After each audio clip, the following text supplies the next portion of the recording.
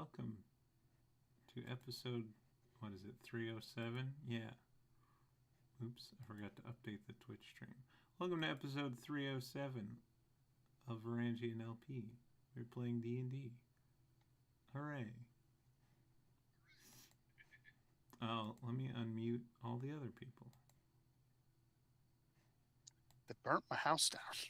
Yeah. They burnt your damn house down. God dang it, they burnt the house down. Yep. Gosh dang, playing limbo, burnt my house down. So last time we had you fought some creatures that burst through into the material plane from the plane of limbo. There seems to have been some sort of catastrophic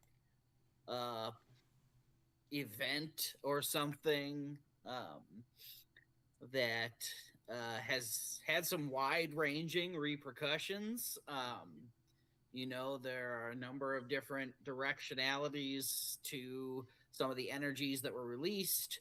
Some pretty major things happened at the epicenter, although you weren't allowed to really investigate too closely there. Didn't push that matter very much.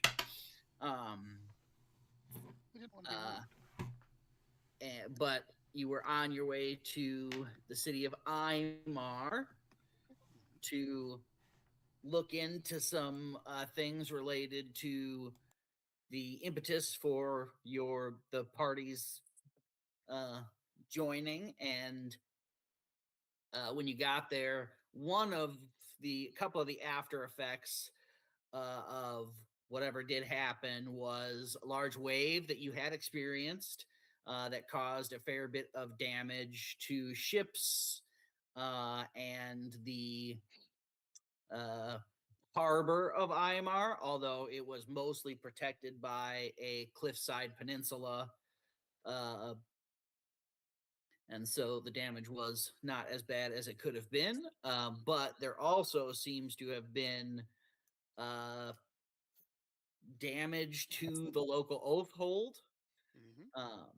Our Silver Shields headquarters in this city. I remember it was like sure all about what's going on with that. And it specifically struck the apprentice. Yeah, so Yeah. And so picking up there, when you pass through the gatehouse from the new city to the old city, part of the gatehouse up on one edge is in partial ruins. And the one building that surrounds the Silver Shield courtyard is like 3/4 in ruins. And our resident Silver Shield knows that was the building that housed the what's the term? The apprentices? The apprentices, yeah. Yeah, the apprentice housing. Well, fuck. The dorms. The dorms. They blew up the dorms. Did you still have stuff in there? Well, I'm an aspirant, not an apprentice anymore. I was kicked out to go do some good out in the world, so I presumably took my stuff with me. But yeah, and so you've seen a couple of Silver Shields shifting rubble here and there, but I do believe, and you got a trail of your party that's sort of following you through the city. But as the first person or the first group having you in it arrives on location, that's where we're gonna pick things up. All right. I remember at the end of last session I went to I think you were headed to the clinic. Yeah.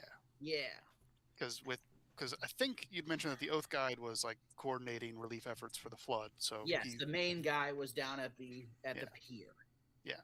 So the second main guy runs the clinic, so I figured I'd go find him, see how bad the damage was. Yes. And report for duty, essentially. Indeed. Remind me. Sir Tomat. Yes, Tomat. Yeah, so Sir Tomat is you sort of burst in through Mhm. the clinic doors, and you can see Sir Tomat as well as Heron Stormherd. Ah, I was wondering about him. She is bandaged down one Mm. side, and her arm is in a sling, but she is sort of walking from bed to bed. Amongst those that are gathered here, you certainly recognize some faces amongst the apprentices. There are faces that you don't recognize at all, but that's not abnormal for the Solar Shield Clinic. Other than that, the thing that sticks out to you the most is there are a couple of sheets that seem to be pulled up over the heads of their occupants. And in the far corner, there is a large metal and glass structure sort of that has taken the place of one of the beds that was not here last time you were. Do I know what it is? It is unfamiliar. Does Sir Tomat appear to be busy? Oh, I mean, like everybody here seems to like you're arriving a ways after the event itself, and so the urgency of things does like you imagine there was a lot of urgency a while ago, but things seem to have settled down into the post-event maintenance and whatnot. I think Candor will still approach Sir Tomat, salute, and offer assistance. Candor. Sir Tomat, what can I do? What do you need? Well, things are rough, as you can see. Yeah, the wave came later, but we're not 100% sure what happens. The sky seemed to crack, and then part of, well, I'm sure you saw it outside. I'm not sure about why nothing else in the city seems to have been affected by anything but the wave. I'm sure the two are connected based on timeline, but the reports we're getting in from other Oathholds are a bit scattered at the moment. Have other Oathholds been affected? No, Struck? but that not directly, certainly, but we're not the only ones that saw the cracks in the sky and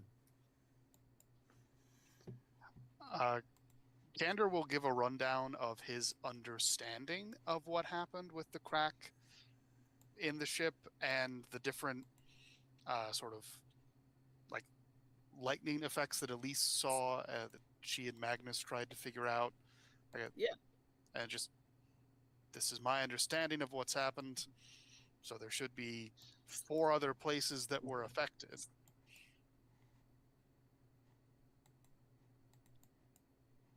Who died?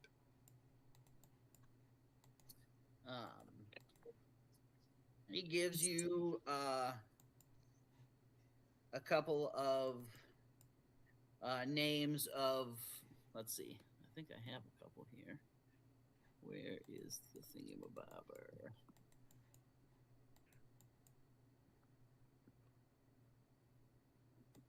Scroll.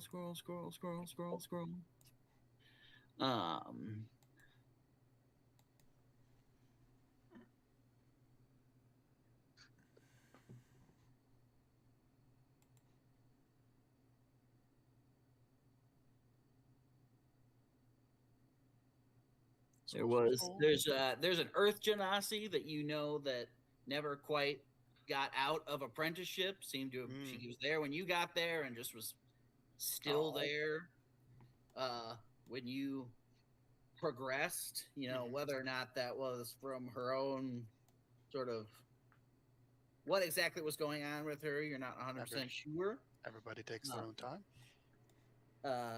The other one was somebody that arrived just this week after you left. So it's a name that's unfamiliar to you. Okay. And if I'm not taking up too much of your time, what is the mechanism? Yes. There's a shipment from the capital. It's, stasis chamber, I think they're calling it some sort of magitech. Does it remind me at all of the reconstruction of the thing that was sent to us? It's certainly brass and glass.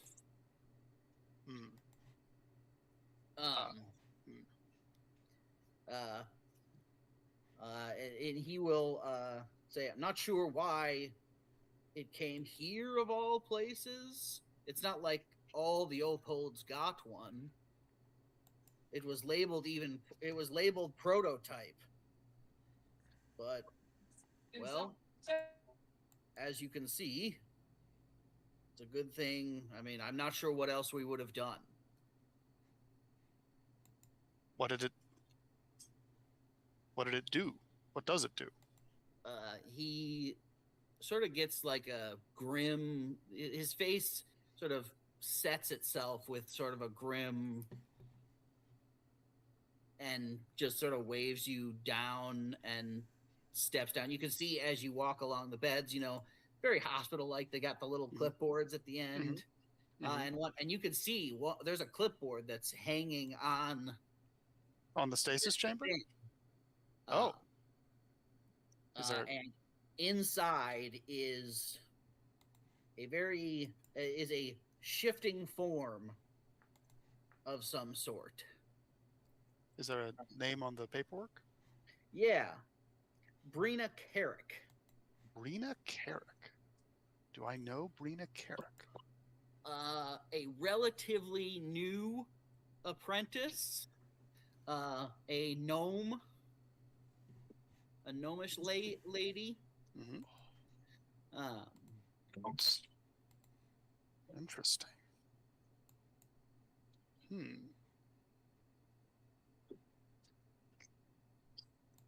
She's a Imar local. Interesting. And near as we can tell, it hit her, like, directly. Strange. Everything else seemed to extend from that location, and by the time we dug everybody out, she was not quite herself anymore, and as you can see, that has continued to be the case, although by the time we got this thing set up and unboxed, at least it seems to be keeping things from getting any worse.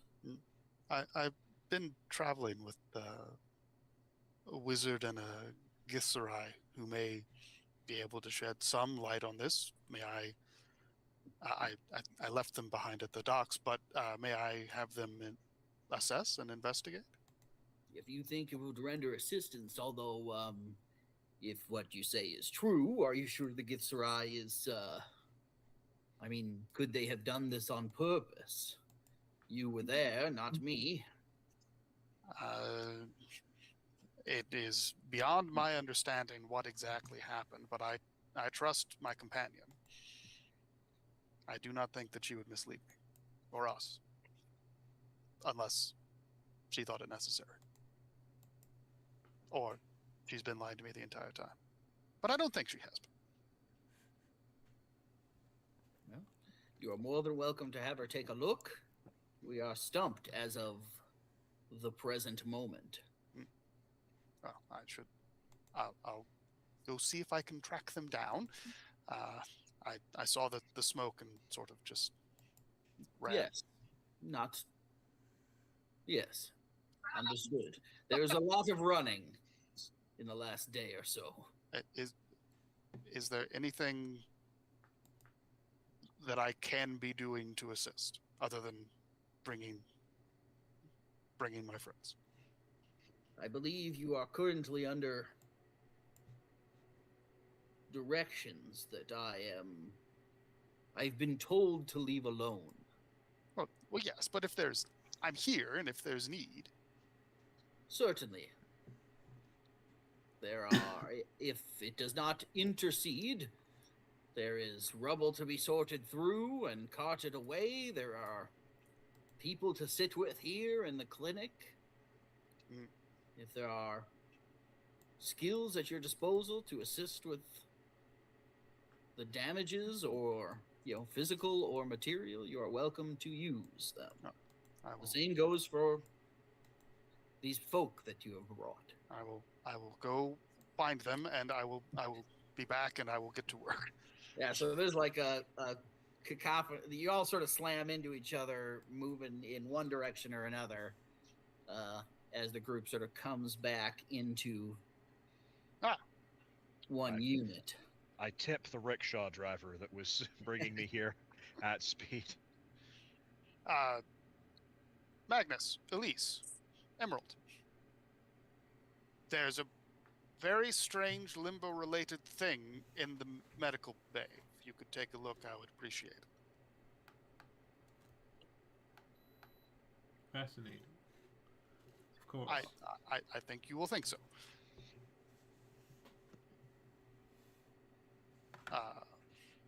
I'm willing to give it a look. I will give Robert directions to the kitchen. And it's like, the owl in Ocarina of Time, like, as you stepped out, like, Robert's just on top of the that you were in.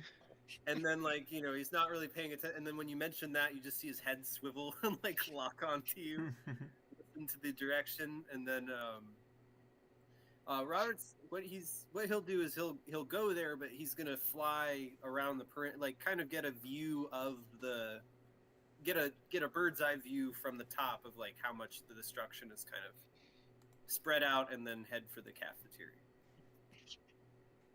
He gets there and it's just rubble, and he's just on his knees. That's possible. I didn't check. They blew it up. Man, if they killed Brosh. There's like no, it seems like as I said, the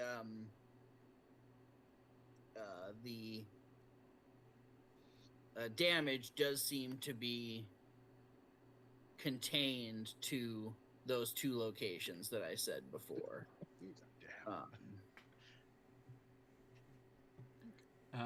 It was the apprentice housing, and what was the other one?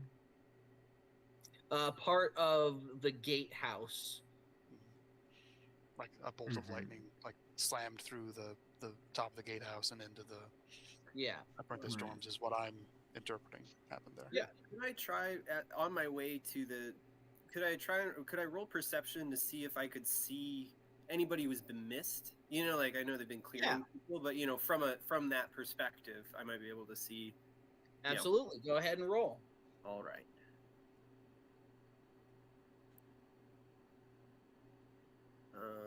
That's not very good.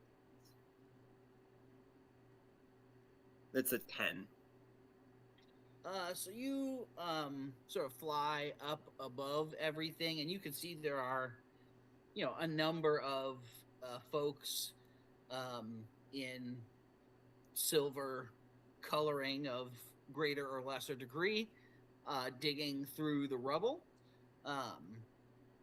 But nothing that seems to be obviously missed. At one point you catch sight of what you thought was somebody, and then, like, you fly a little closer and it's just like a dresser that's blown out that's looked like a person from above for a second with the clothing. And Gotcha. Well, I did a prelim, and nothing stood out, so he'll, he did his best. Probably worked up an appetite and will land and walk into the kitchen tent or whatever food hall is there. So that doesn't have the immediate scene. There is like, you're not the only one there. Like, it's, despite the destruction and whatnot, there are a number of other people there that look, on the poorer side of things. Although there are a number of what look like sailors as well. Can I describe Brosh? If Brosh is there. Feel free. Brosh is my favorite Silver Shield just because the new 2024 Goliaths are all like Dragonborn but for giants. Mm-hmm. And Brosh is this enormous like hill giant Goliath. He's got the big old gut, like arms and legs like tree trunks. His way of showing affection is feeding people, and he is full of love and affection. He does not understand the concept of portion control. He refuses to understand the concept of portion control. If Brosh sees you, much like a grandmother, he will feed you. And then he will feed you some more. But he's also an Oath of the Ancients paladin, so he's just like continually followed by like a small swarm of woodland critters. Somehow, miraculously, due to magic, the kitchens are always immaculate, despite the numerous small animals that are always around this man. But if he's not feeding you, he is feeding something else. The man is great. So I think Robert is gonna walk up and get himself served, whatever the gruel or whatever it might be. He looks at this hearty bowl, and he's surrounded by other people, and he's gonna take a bite and sort of keep eating, and kind of halfway through the sort of bowl, he's gonna kind of slow down, which is abnormal for him, and just kind of, you see him just kind of being able to take a sort of, he starts breathing in between his bites, and it's just, he's sort of with this group of strangers that, it means nothing to, and probably the party wouldn't have really, probably Candor would know his eating, but like, it's just what starts out as like a very quick, sort of following what everybody else is doing, he sort of starts to slow down, and really start to like taste and sort of think about what the food sort of smells like, feels like, and as he's sort of doing that, one or two of the like little woodland creatures are gonna just sort of sit up on the table, and he's just gonna kind of look at them, and they're gonna kind of look at him, and there's just sort of more of a sort of, they're kind of nodding to each other as he's sort of eating, and it just kind of, that's what he's up to this time. What did that sandwich do to you? As you do sort of slow down and whatnot, you feel sort of a shift in the weight of sort of the belongings that you have, and there is a looking down, you see there's like the silver amorphous solid that you guys have been carrying around each individually since the church is like shifting a little bit and stops in the unmistakable shape of like a spice jar.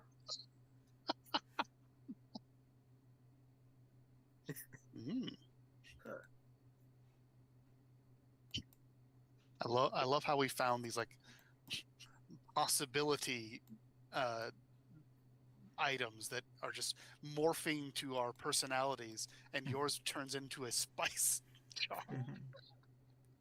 I'm imagining the big thing of like Parmesan cheese. You get in a pizzeria with like the twist.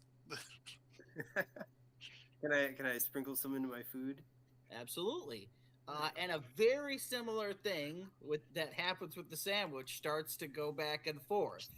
Like, you sort of have this like, oh, Mhm. that would be good, but oh, it'd be better with this, and like the soup sort of like changes just ever so slightly here and there, and yeah, I'm you know. so worried. Little woodland creatures take a little sip too. And what would normally have happened if it was, Robert on a regular day, there would be Eaten the two critter. dead woodland creatures. Mhm. But he doesn't seem to mind as much. You sort of see him raise, and then kind of like he takes another breath, and like it's like it calm. Like he seems much less of like, give me my food. He's not in Barbarian- survival mode. Our barbarian is calming down. This is not a good Mhm. thing. Yeah. Yeah. Say, Magnus will tick a tick over his way to the apprentices' hall on his cane. Outside the door, briefly pause and pull out my pocket watch. I'll look at it, and there'll be a little furrow of my brow, and the hand will stop moving. And then it will start moving again. Walk in. So, I hear we have an anomaly. Behold the stasis chamber. Oh, Yeah. my. Exactly as I've described before, as you return with your two or more companions in tow to look at this thing. Everything seems the same. The two in charge are at a desk just outside the clinic, talking back and forth about supplies needed and, who they can potentially get, to start using some spell slots and whatnot to assist with healing. If there's need for spell slots, I've got a few.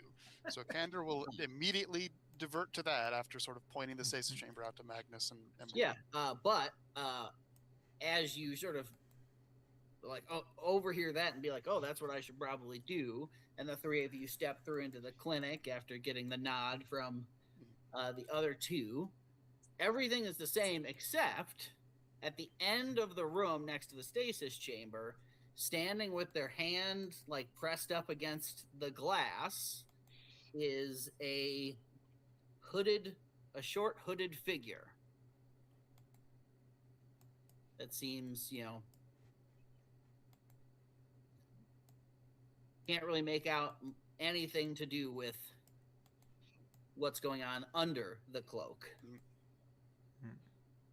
I will be immediately distracted by the hooded stranger. And I will approach. Say, hooded stranger, in a room full of paladins, perhaps introductions are in order rather than messing around with the static field of time?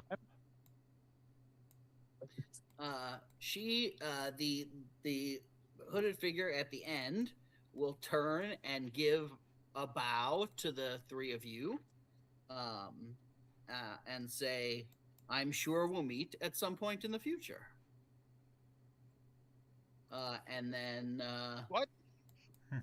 will, there's a hissing, zapping noise, and a little scorch mark on the floor where she stood 2 seconds ago.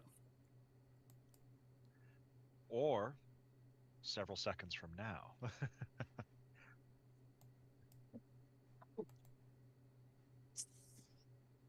Magnus, do you know what just happened? No, isn't it fascinating? Do I recognize the spell or magical effect that she just cast? Yeah, you would imagine some sort of displacement effect based on your studies.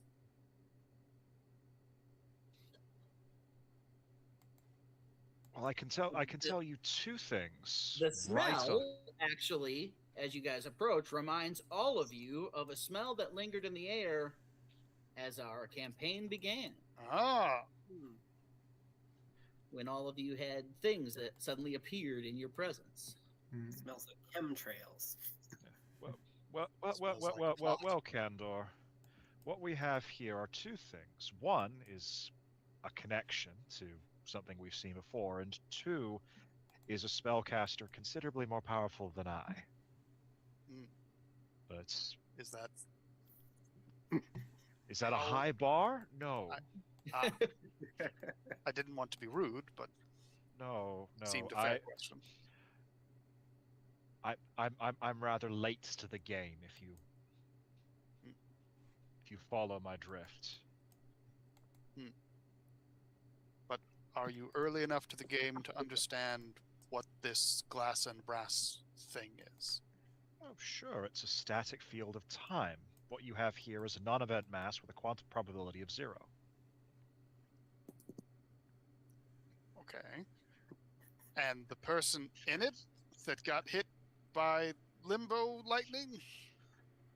Well we know- outside of my area of expertise, but I think I can knock my head together with Emerald if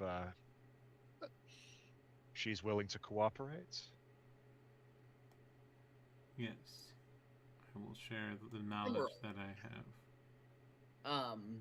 You And oh, go ahead. Yeah, as the shock of whatever the heck just happened wears off, and you turn your attention to the stasis chamber, you immediately begin to feel a relatively familiar sensation of chaos energies. And in fact, the ebb and flow of the energies are pretty darn familiar to you. You have come into contact with a creature that seems almost identical to this during your time living in Limbo. Those creatures are referred to by the native inhabitants as petitioners.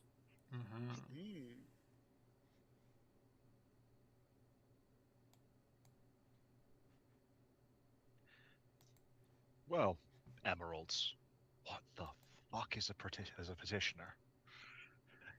I think I have this right out of character that it is a person who was so chaotic neutral that their soul ended up in limbo. That is basically the gist of it. It is the equivalent of, a soul dying and ending up in any of the other planes, how they can turn into any number of other forms.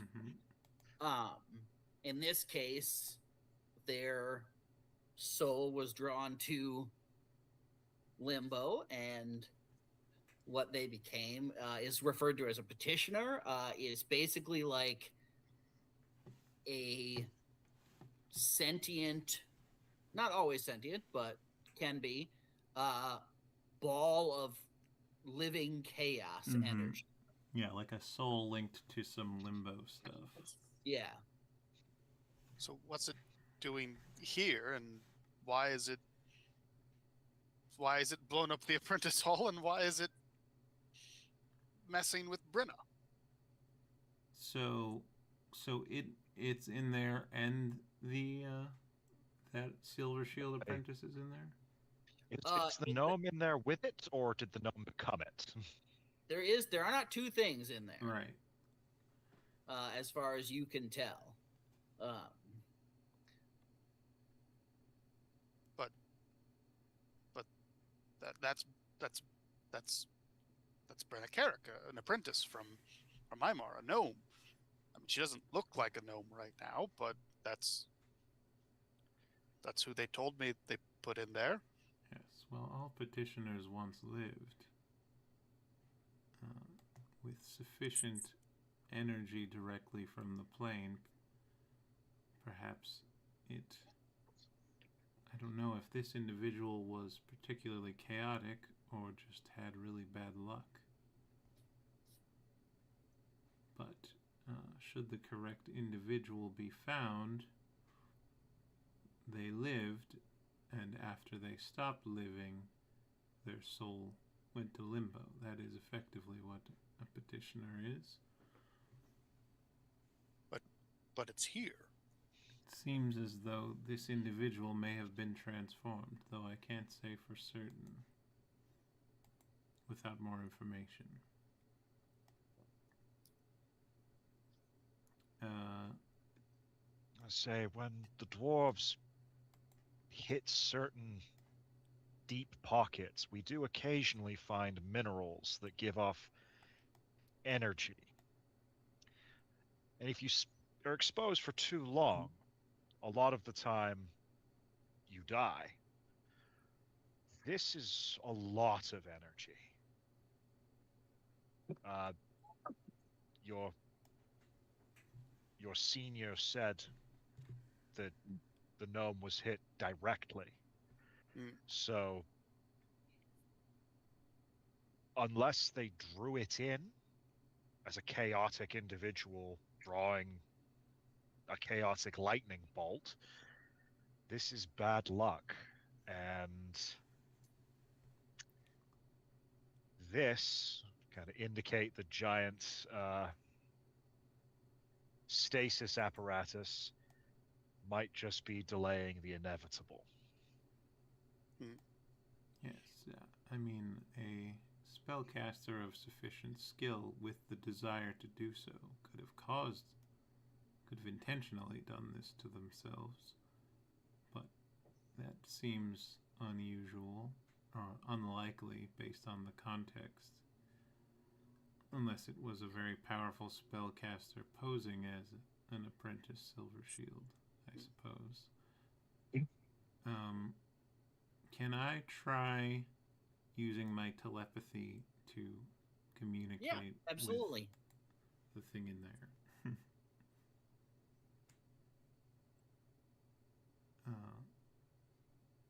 Yeah, I'll just... So, yeah, you reach out, and you are, very used to the chaotic energies involved with limbo creatures and whatnot. What sort of you get back is like a feedback loop that just seems to be running over and over and over again in time with like the fluctuations of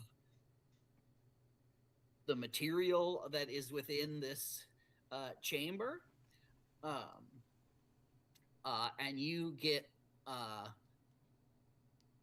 just like a very deep running sense of confusion that like comes back out.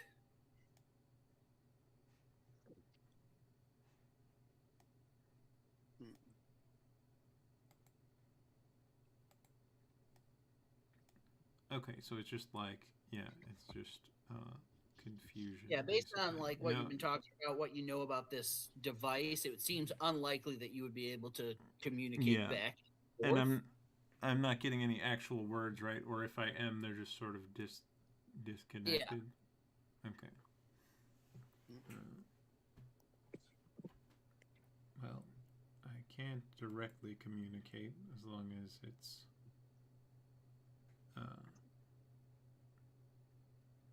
in that device, but the confusion of the subject adds more evidence to my hypothesis that it was not done intentionally by this person. Unless, I suppose,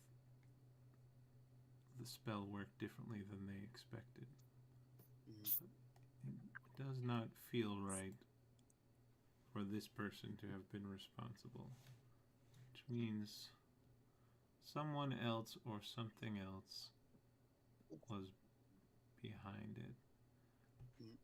The luck would have to be astronomically bad. It feels more like this individual might have been targeted.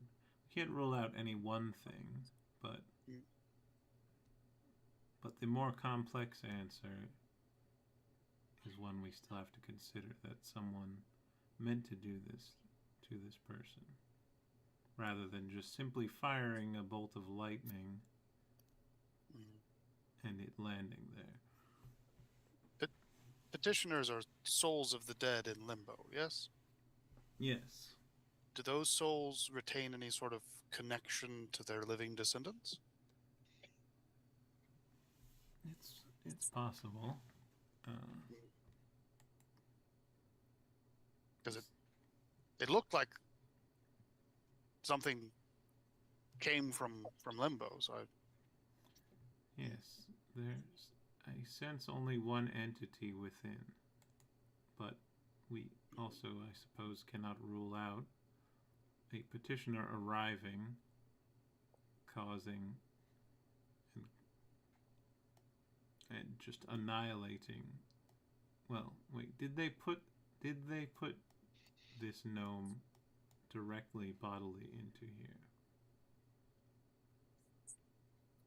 Yeah, so you remember that the explanation was that when they found them, they looked more normal gnomish, but like as time progressed, they started changing and they didn't know what to do, and they had received this shipment, and so it was like a stopgap measure. Chuck her in the bubble. Chucked her in this prototype stasis chamber. Tell them that. Yes, so there are non-corporeal beings that are capable of possession, but that is typically the realm of demons, not limbo petitioners. It's hard to say. It could be that this person's body was so ravaged by the energy of limbo that they present as a petitioner of limbo, having only a soul and chaotic energy left. It all comes down to the question, can we reverse it?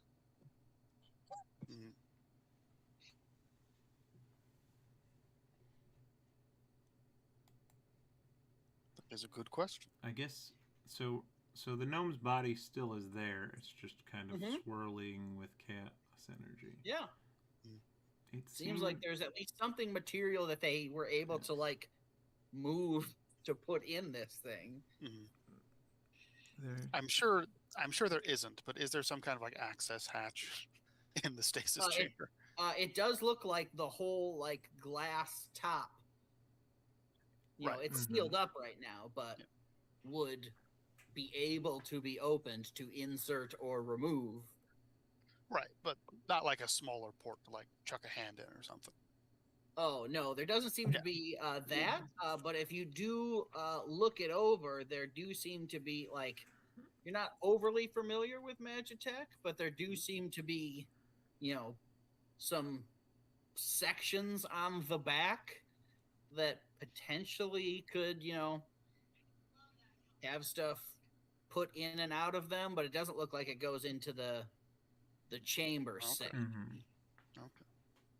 How So movable? do I see a button with two sideways triangles pointing that way? No, you do not.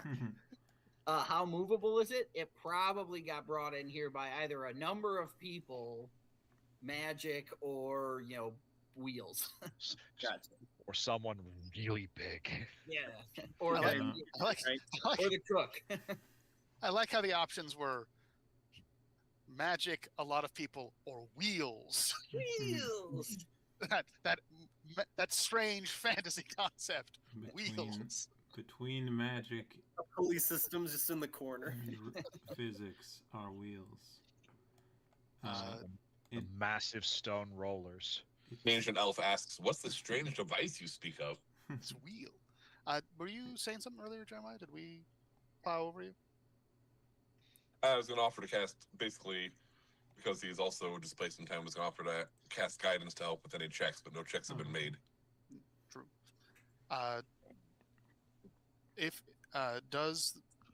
Does the brass and glass contraption remind Owain of the work he's been doing on the things that were sent to us? Yeah, there's some familiar motifs. the person who was here that we disappeared. could have somebody, or somebody could help somebody make a investigation check. You got a couple things you can compare if you want to compare. The person that was here and then disappeared, they were looking at the stasis pod. Yeah, they were sort of Okay. standing in front of the pod, looking in through the glass. Okay. I would like. Oh, sorry. I have +4 investigation. I have shit investigation, but I'd love to help somebody. Investigation. I have. And it Our does proficient sound like bonus we is have 2, right? guidance too available. So Mhm. Yeah, I have a +6 to investigation. Okay. Sounds like the dwarf is investigating. Yeah, I'll assist your investigation. And Arcana expertise. So everybody's looking all over everything. I will try not to get in the way. I will assist with guidance. I will tick my way over with my little cane. Oh, that's quite good. 26. All right. So you sort of pull out one of these like boxes that you've sort of reassembled, and set it down to take a look at the similarities between these two objects. And as you sort of go over, looking here and there, you do notice something that you hadn't before, which is these ports on the back of this stasis chamber are sort of, there's a number of them. A couple of them seem to have stuff that's been put into them, so they're like blocked off. But they all like have the same shape of like plug this in type thing. Mm-hmm. And checking over your box, similar shapes, although much smaller, are sort of very lightly burned into the bottom wood sections, as well as you do also find tucked away on one of the metal bits, much more obvious on the large than the small, is a maker's mark. Ooh. That is a lightning bolt crossed with a hammer. And both the small boxes and this stasis chamber bear that same mark. Do I recognize this mark? How much have you dealt with Magitech stuff in the past? Would you have whatever came in contact with a thieves guild? So Magitech, let's see. Let me double check.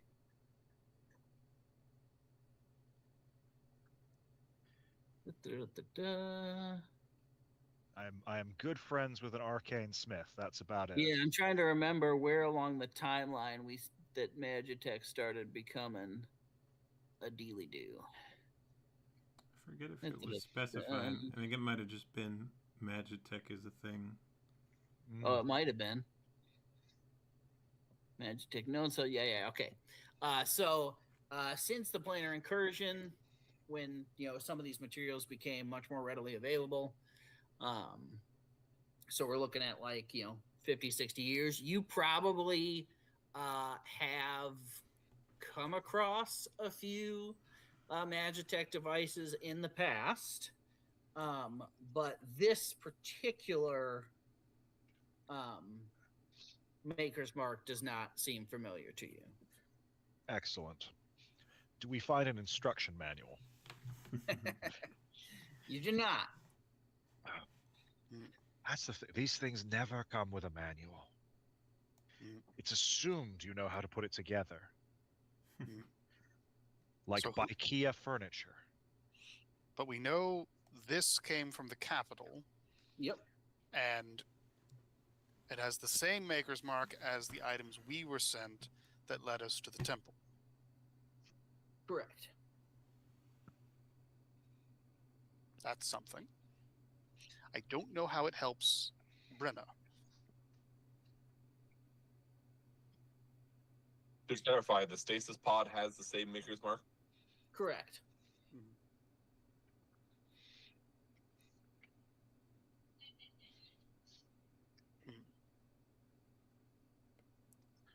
Was Brenna alive when she went in the pod? I mean, it As seems. far as Heron they and were Tom might know? attempting to say, like, they didn't know what to do. If she was dead, there wouldn't be much of a reason to put her in here. So. Yes, there is physicality left, so she can't fully be a petitioner yet. Unless the soul fully separated. But it sounds like it did not. What does the maker's mark look like? Lightning bolt and a hammer crossed. Zeus and Hephaestus. Thor. It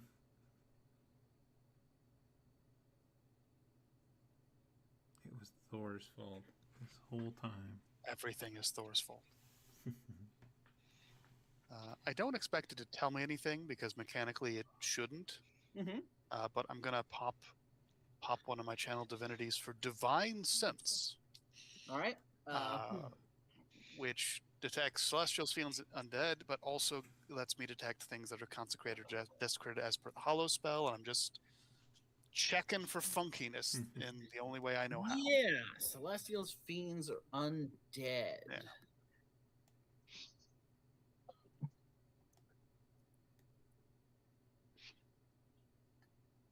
Like, petitioners are like a soul, and if it's on the material plane, it shouldn't be. But I don't know. That's gonna.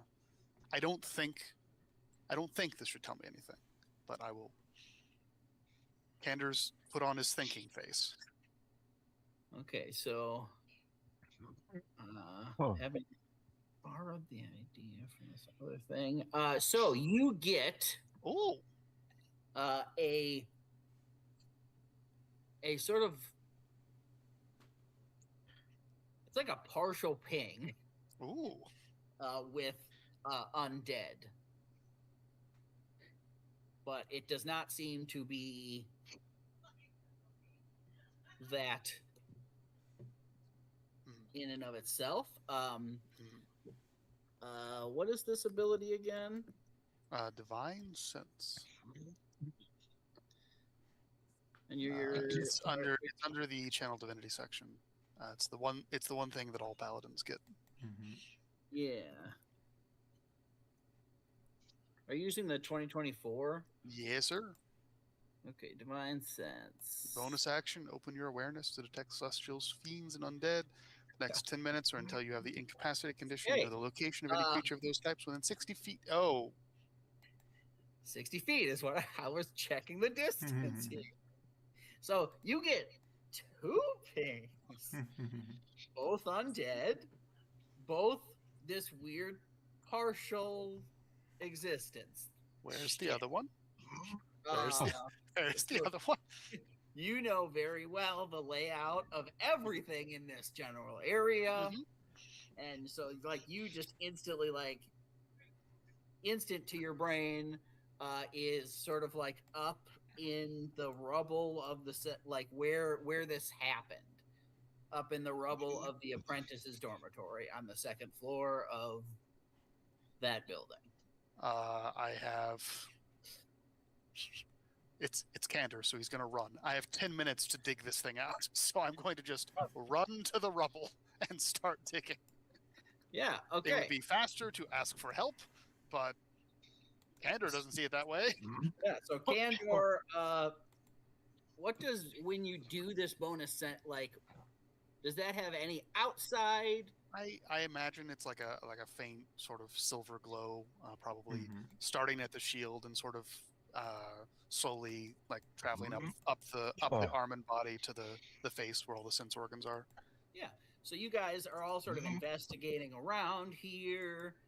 He does, this glowing happens and he's looking at this, and then you see him sort of look up like through the wall and upwards a little bit, and then just like turns and that's another one. Books it.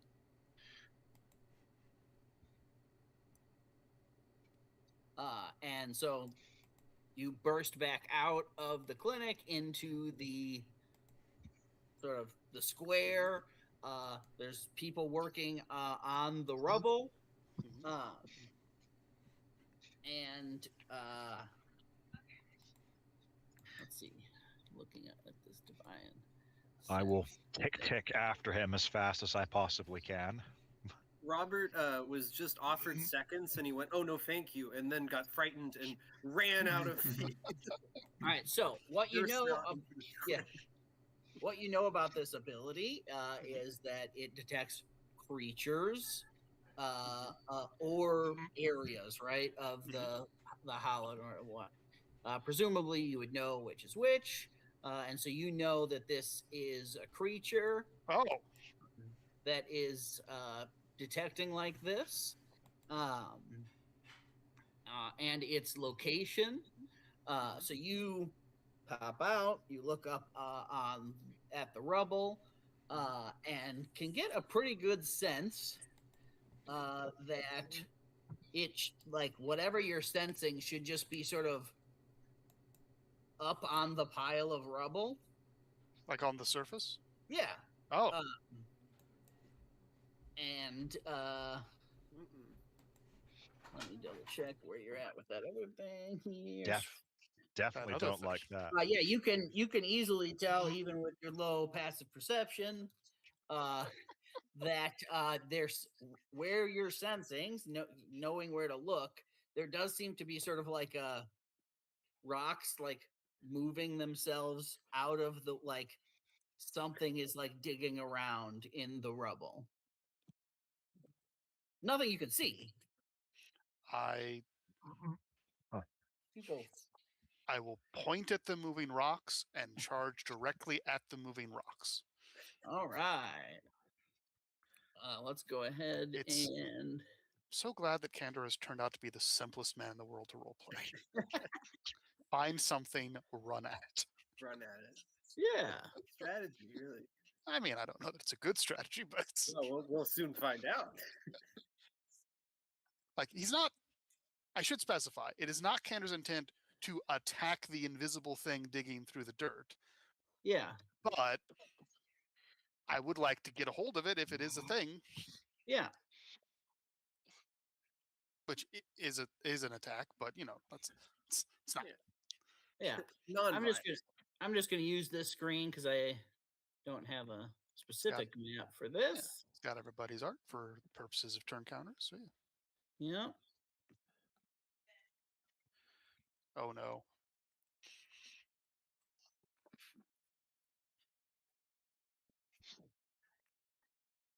Oh, weird.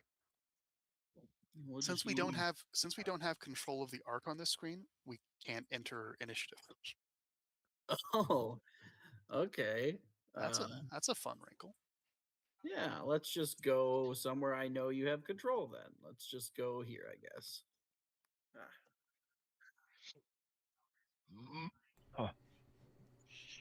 We were just out at sea. Say, time to adjust HP. Yeah. There you go.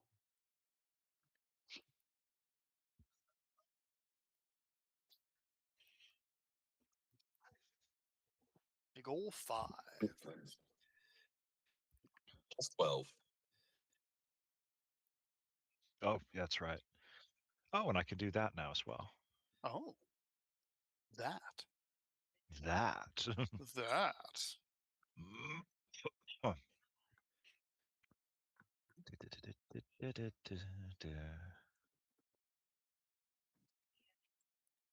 +3, +7. None of these are cooperating with me.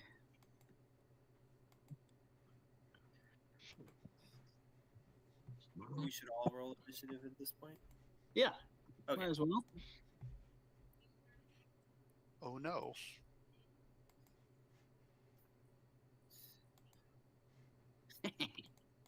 You say I don't know, but I'm not seeing what's new. There's something in there. There's now something there. Yeah. I put a picture of an invisible man on the. Is that from the old black and white movie? Yeah. Excellent. 10 out of 10, I approve. So. All right, Robert and Elise, if she wants to.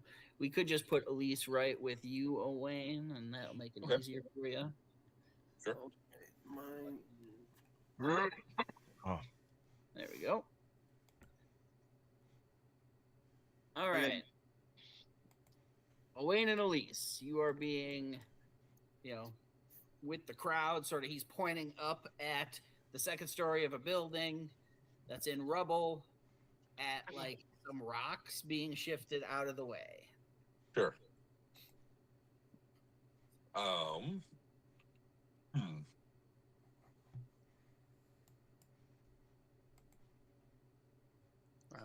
We may also want to resort the turn order because Tom was late in putting his initiative in. Sorry. I always get confused if danger sense means the initiative thing, but I think that's level 7 barbarian. yeah. Mm. That is a later thing. All right, so I will. I feel like I sense danger though. We But have only an from idea traps. that there's something important buried there. Yeah. Owain will move up and begin looking.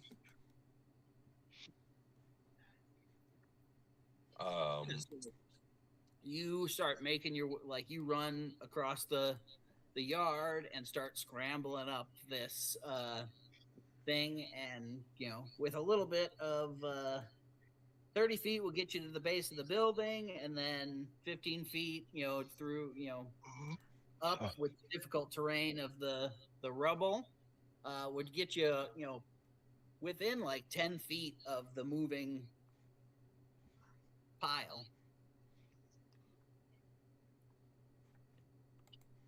Okay. So I'll move 35 feet in.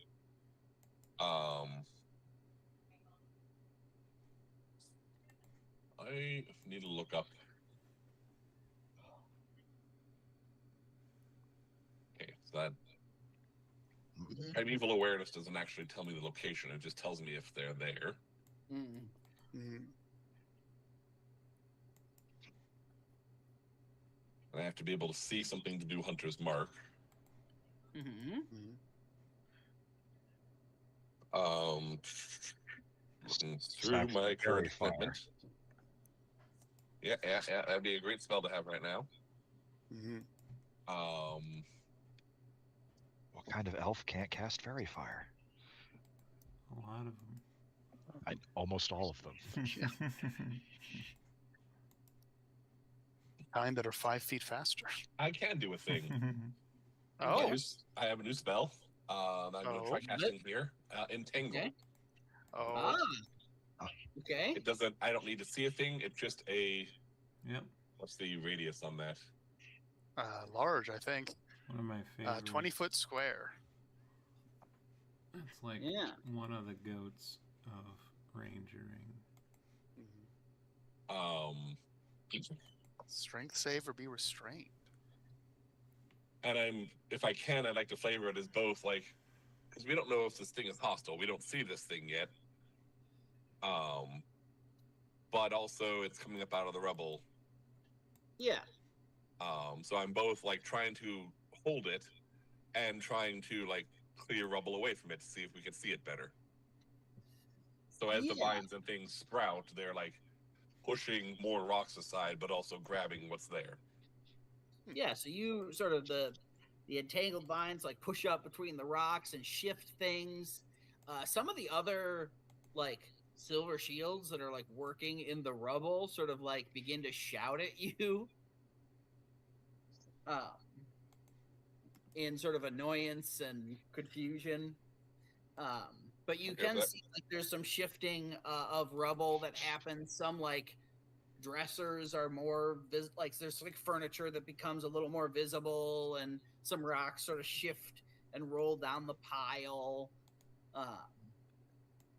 Yeah, it's certainly, this spell is covering the area that you saw rocks moving. Mm.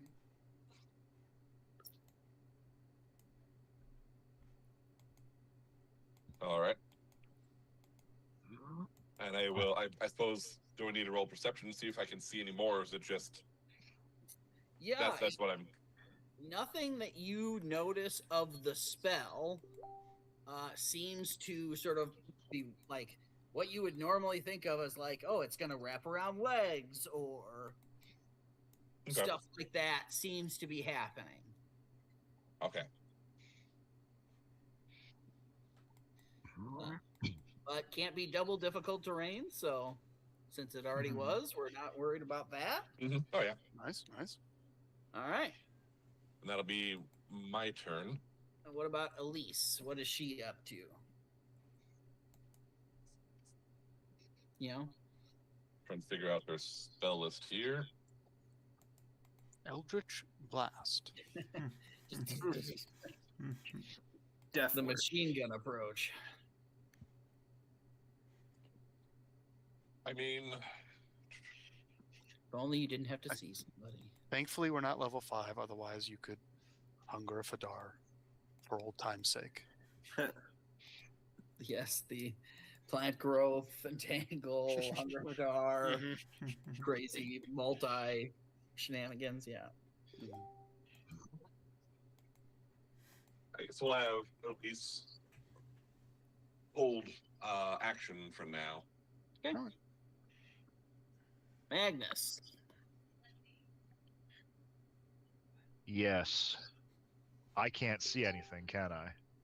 Other than the rocks and the vines now, rocks, in the area, it's all simultaneous stuff. So, rocks do seem to still be being shifted out of the way of this location actively. So it's very clear where the area that is being pointed to is. Well, having seen Owain sprint his ass up there, I'm going to move. He's like at the foot of the gravel here. Yeah, I'm going to move somewhat more sedately and hold an action to cast a spell in the event that something hostile appears. Okay, sounds good. Robert. So Robert, has kind of come sprinting out of the mess hall, kind of, catching his breath, and then sort of seeing Candor sort of sprinting and sort of. Yeah, he's shouting and pointing. Yeah, getting kind of like that, like immediately absorbing a little bit of anxiety that came from that. He just kind of sees that, and he's something that probably in this moment people wouldn't really realize is that he looks a little less malnourished after this meal. Like he just has a little bit more heft to him. It's just a much sort of a healthier glow. And with that, he will kind of turn his attention and sort of he won't see much at first, but then after the plant growth that went sort of in that, he'll get more of a sense of where it is. How flying, how close could I get to it? Yeah, you could probably get, pretty darn close. Because you don't have to worry about any of the difficult terrain stuff. So, yeah, I mean, you could close right up to the location that the weirdness is going on, if that's what you want to do. If you don't want to get that close, you could sort of be. I'm gonna get within 5 feet of it. All right, sounds good. So I'm gonna fly up to it, and sort of. At that point, I will then hold an action as drawing my sword. But at that point, he'll sort of just look at it and be like, "Are you here to hurt my friends?" And then enter into a very calm rage with his new wild heart and he'll take the wolf.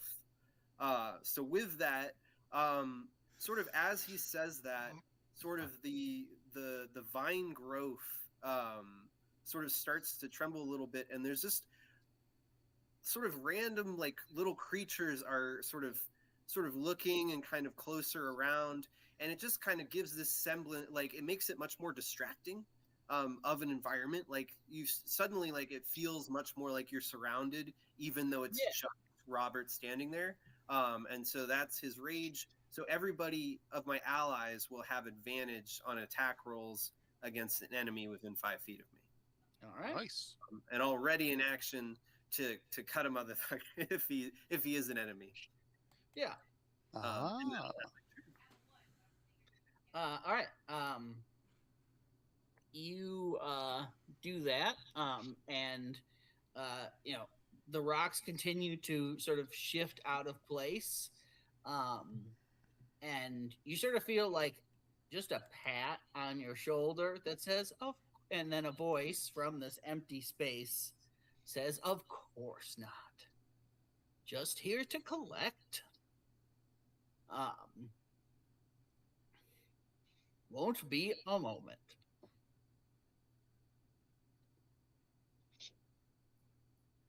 And then just like more rocks are like moving out of the way. It's here to collect something. It will only be a moment. I think we have about 6 seconds. All right, Emerald. I don't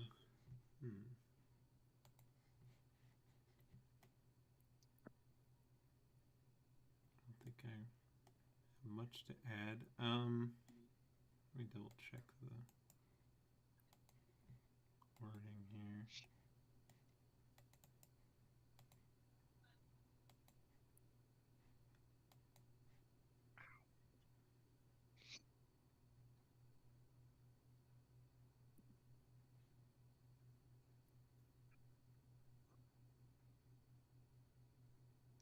Let's see. How close can I get within 30 feet of the thing? Okay. Yep, that'll put you at like the base of the rubble. Okay.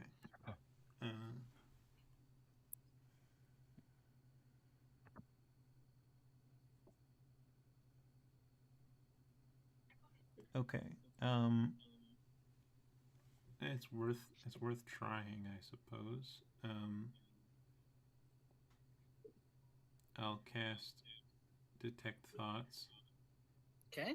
And see if a presence with thoughts. Absolutely, there is a presence there. There is thought that exists. I believe you just automatically get surface level thoughts. Yeah, I learn what is most on the target's mind right now.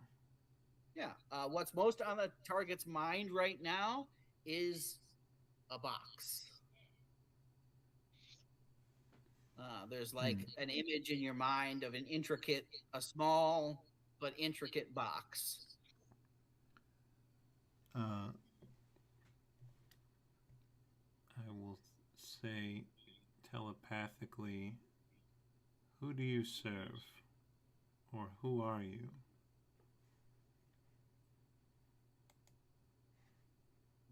Myself, Emerald, of course.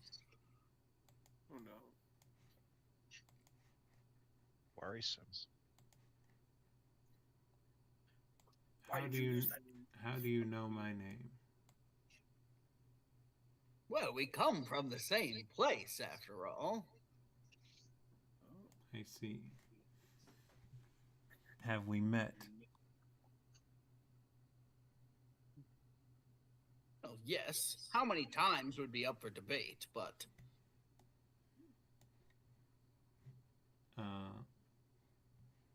Just to be safe, can I roll insight on that? Absolutely. That is a 19.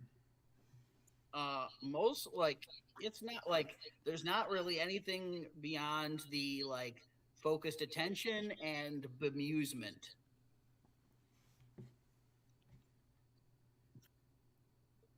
Interesting. Do you wish harm to anyone here? Oh no, enough of that has happened already.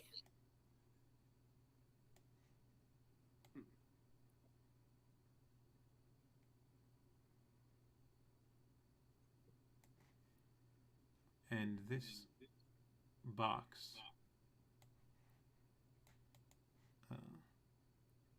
when you obtain it, will it be thievery, or does it belong with you? As with many things, that would be up for debate. Indeed. I will I say. certainly don't think so. I will say out loud.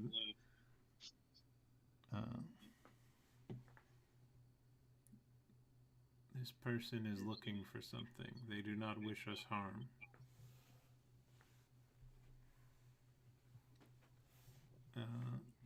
Let's see. And the person's still in rubble, I think you said, right? Yeah. Okay. Yeah, okay. I don't really need the hunter's mark anyway. Unless tracking becomes an issue. But I can't see them, so I think I'll probably just leave it at that.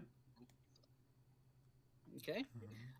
Some of the silver shields in the area, like Candor, what is going on? Can I respond? Yeah, if you want. Something like what Brenna's turning into is up there. Did we miss one of them? We didn't think anyone was missing. The people going through the rubble will start like climbing up towards the second story. This person is not from your Oathhold. You wouldn't have known to look. Oh, visitor. And they'll keep climbing. Doesn't someone to help? They claim no harm is intended. And I believe them. I will do my special move of using a bonus action to Adrenaline Rush dash. Yeah. And just jump as much of the difficult terrain as I can to get like as close to the thing as I can. Yeah, so you certainly between movement and your bonus or whatever, you're gonna get up there. So,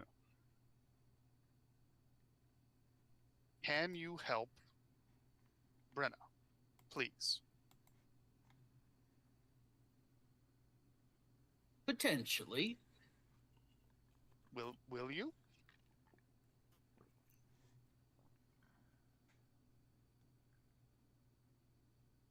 Maybe? Please. I don't know how to help her. Yes, I don't know at the moment either. Will you try? Well, I've done all I can so far.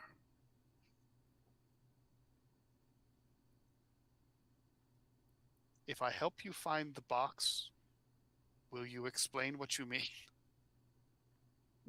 That would depend. Am I free to go afterwards? I don't think I could stop you if I wanted to. Sure, why not? Dig away. I will start digging. I saved my action to dig. Is there a dig check you would like? No, not necessarily. It depends on whether anybody at this point is going to attempt to interfere with retrieval of the box. I would like to get to the box first. So, Candor is suggesting digging. Mm-hmm. In that case, I will cast the spell that I was holding on to. And Candor, next to you, out of the rubble, will form a massive stone hand as I cast Maximilian's Earthen Grasp and Very use good. it rather atypically, because it's usually meant for grabbing people. Yeah. And I will start using it to scoop rock. Yeah, I'm down. I'm down. I'm certainly Yeah. down. That's cool. Yeah. Good spell. Well Yeah, chosen. so you dig a like big chunk, and it like does not take much to move the requisite rubble, and a couple handfuls comes up with, there's like splintered wood and stuff in there too. But there also comes very quickly a surprisingly intact box. Does it look familiar? No? Okay, it doesn't look like the boxes we got.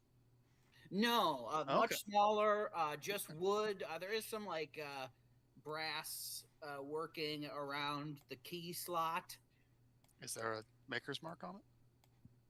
It doesn't seem like there is if you turn it over and whatnot. No, and this presence does not seem to make any effort to stop you from examining at your leisure this small box.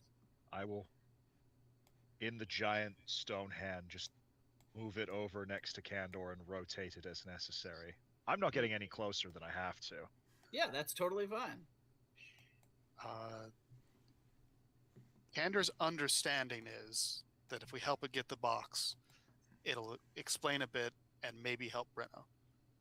Yeah. So Candor's going to try to take the box out of the big stone hand. Mm-hmm. And then if less than 10 minutes have passed, I Yep. will present the box in the direction of the thing I can sense. Yeah. There'll be a brief spasm across Magnus's face, and then he'll let the hand let it go. If you'd like to stop me. No, That's no, fine. no. Okay. I don't want to stop you. Magnus considered it. Okay. If Magnus would like to say something, Magnus has time. Nothing to do with this spirit. Box. The box for an explanation. Normally, though, I don't think you're one for deals so flippantly. I thought he felt undead, not fey. You did. Candor will literally just say, I thought you felt undead, not fey. In a really No wonder you're out here. I always wondered about that. What? Now, What are you? myself, of course. Now, you wanted an explanation about the help for Brenna, not about me. Does he sound like the fucking card player? No. No, he very explicitly said he's from the same place as Emerald. Mm-hmm. Not to me though. Emerald hasn't shared No. that yet. That's true. No, this is So- true. Candor would like to grab his throat real quick and begin having a bit of a panic attack. Don't But worry. It just surprised me is all. Okay, the orc is having a panic attack. Do we need The to go hand back will into reach the clinic, out and or- just wrap Are you going to calmly be okay? around Candor. Oh, that's That's not going to calm anybody down. It's like a cattle crush, just pressure. It's like a 1940s psychiatric treatment. Strict movement. He'll be fine. Look. Now, as far as I'm concerned, this is a fair trade. I brought you the prototype from the capital, although you'll have to take my word for that.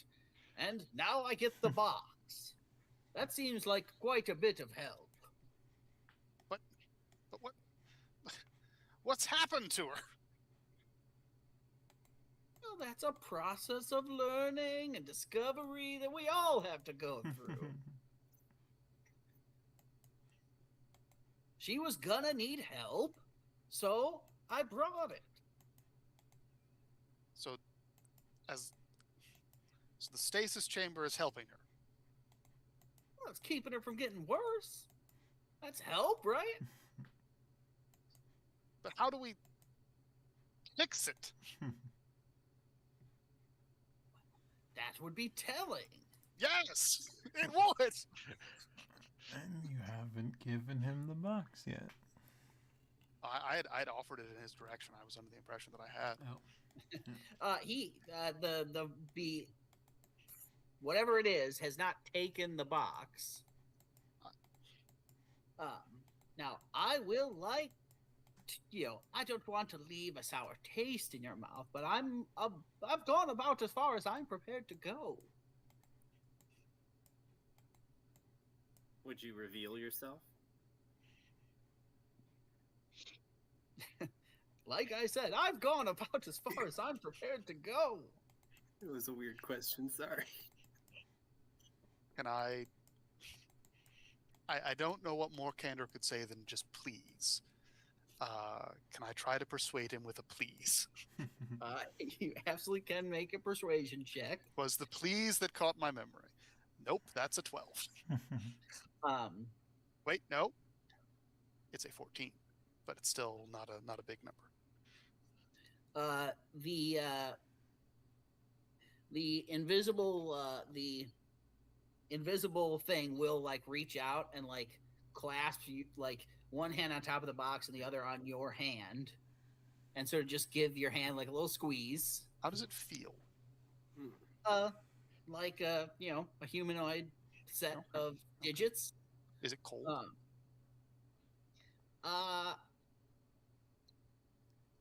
Staticky. Okay. Good.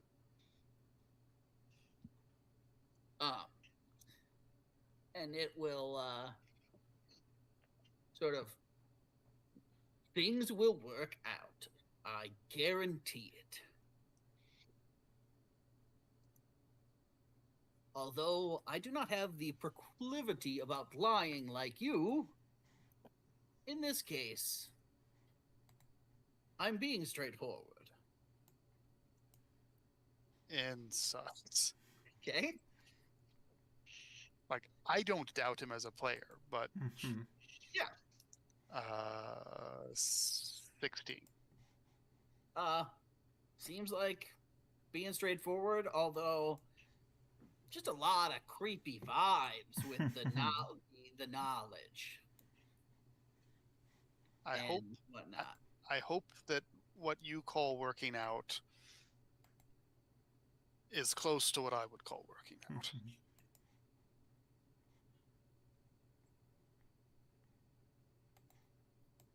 I tell you what, we'll have a debate about it later and settle up that way.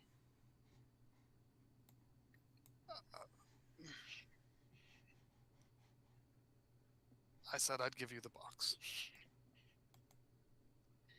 The box is sort of floats in the air and like disappears bit by bit into the empty space. I think Candor's just gonna kind of collapse in place a bit. Hold him up with the hand. Oh, that is unsettling. Lean heavily on the hand, sort of rubbing the throat a bit. I imagine the vines are also kind of helping, like, support and pat it. Oh, goody. Maybe a little cushion underneath you. It's looking very Shakespearean, just draped backwards in a fainting couch of vines and rubble, with an owl just kind of hovering nearby. Just standing with a sword. Just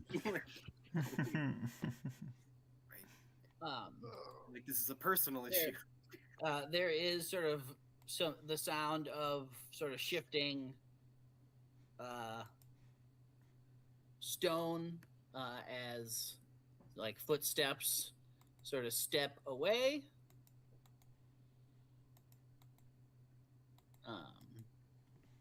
And then a brief sort of static zapping noise and a familiar scent in the air yet again. And the sense goes away? Mm-hmm. Okay. Other than the one down in the clinic. Okay.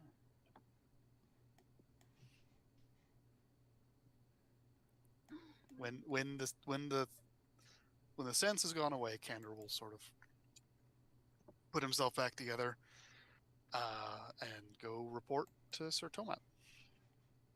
This is detected a thing. It said that the stasis chamber was helping. It was after a box. I gave it the box. It said things would work out. It also claimed to be the one to send the stasis chamber, didn't it? It also claimed to be the one to send the stasis chamber, so I don't know that it actually came from the Capitol, unless the Capitol deals in half undead, invisible, static creatures. It said it was from where I'm from, some kind of limbo being. Maybe once a Gith. Maybe not. Did you know it? Well, Kander's stupid enough to ask if you know everyone that came from where you come from. it claimed that we have met,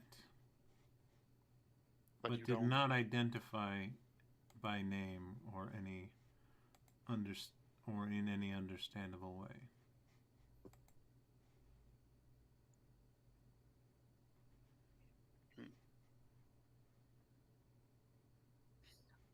Tomas will like write down like a bunch of this information and just like grunt and shake his head, and he'll mutter something about being just as confusing as, you know, the dozen other reports that have been bouncing around the Continental in the last, 12 hours.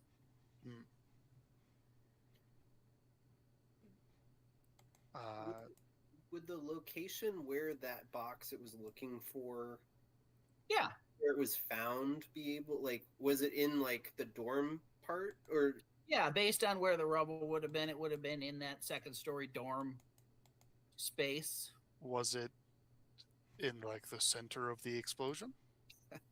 I mean, you could say that if you wanted to. What did it happen to be around the space where Brenna might have been sleeping? I mean, she was also at the center. So if those two things like connect, then probably. Okay. So my understanding is rent is, I don't know if Kander's put this together. My understanding is there's a rent in space. Yep. Stuff shoots out from limbo. In this case, it shoots either towards a box or the box itself is what shot out and impacted. That Brenna was the closest one to the impact. She's getting turned into a petitioner, or a petitioner has swapped places with her, or something. The way the thing talked about her getting worse tells me that she's probably dying from limbo-related stuff. So the other points of impact will probably have similar. Either there will be boxes there, or people being, or if anyone was killed, they'd likely be turning into petitioners. And I think last time Emerald got the sense of like something going wrong, like a sense of like a ritual or controlled thing like breaking down, or at least the energy was similar to that happening. Yeah. Similar So to when they would lose control during training. Okay. Oh yeah. So I wonder if someone accidentally shot some boxes into the material plane, or I wonder if something went wrong that was supposed to like talk to boxes that had already been planted in the material plane. I don't think Kander understands any of that, but that is me as a player trying to sort things out. I think Kander at this point just wants to do something useful. So I would like to spend some time in the sick ward dumping spell slots and all 15 points of my lay on hands into relieving pain and helping people recover. And Kander just wants to. He doesn't understand how to help Brenna. He does understand how to help other people. His throat is very cold right now. He just wants to do something to get that feeling to go away. So he's just gonna work with Heron and just help as many people as he can that are directly in front of him in a way that he understands, because that is how he's just going to react to unpleasantness. As Kander is like leaving, Emerald will say, If the cube's presence helped precipitate this, perhaps its absence will help reverse it. I don't know. We I'm will. afraid to let her out of stasis because that could just make it worse. And if she's being held in stasis, then surely her recovery also isn't going to progress. She's just trapped until we can figure out a way to help her. If the technology that's protecting her right now came from the capital, should we take her to the capital if we can move this device? I would take a magic none of us understand. We'd take wheels. You see like a barrel like rolling down it, and you see Robert like being like, sorcery. "Maybe we could harness that raw power."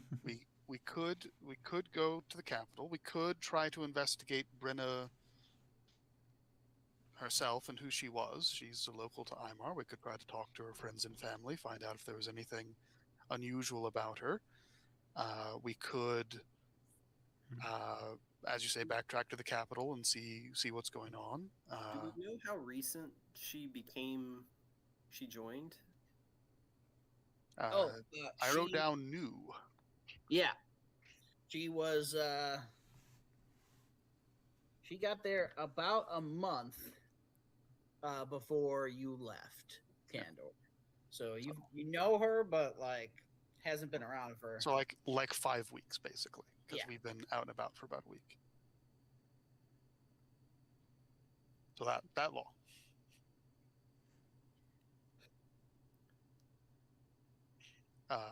But also the other reason we came here was because it would be a safe place for Elise. So I should probably, so you could probably talk to the shelter and get Elise set up with some protection. Or we could not worry about that right now because Elise isn't here.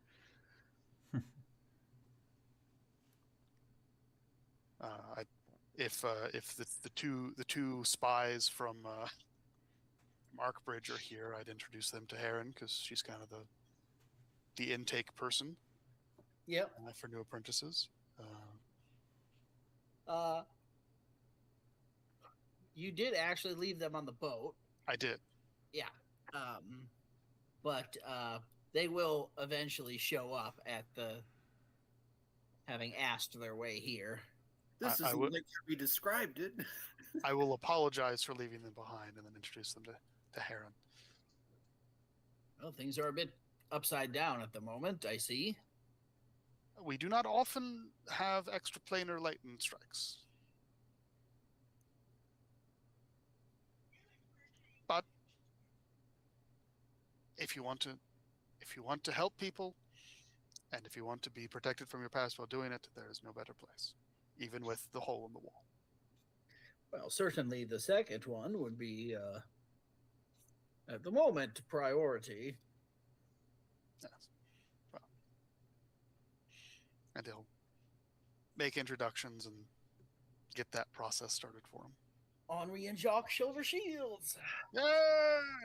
In 20 levels, I expect them to be leading the cavalry.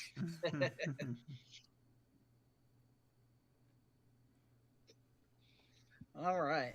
Seeds of influence. So certainly some effort can be put in. You do enough to empty a few of the beds in the clinic. There's still a few people here with, other injuries and diseases, but yeah, I can't cure anything, but yep. Anything that hit point recovery will help. I will help with. Once I've got everybody else sorted and settled, I'll probably come back and just sit with people. Okay. But yeah, Candor does not have the brain space to solve the problem.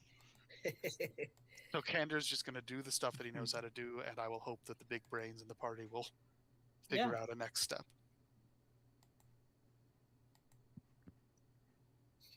Well, Magnus will be with emeralds, and I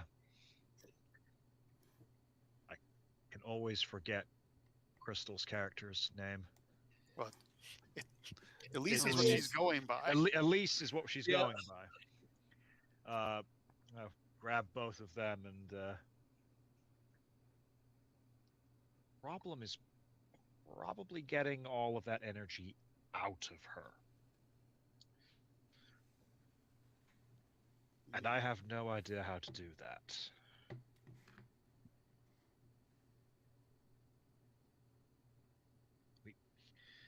When we have radiation poisoning down in the mines, the key is getting the miners away from the source of radiation.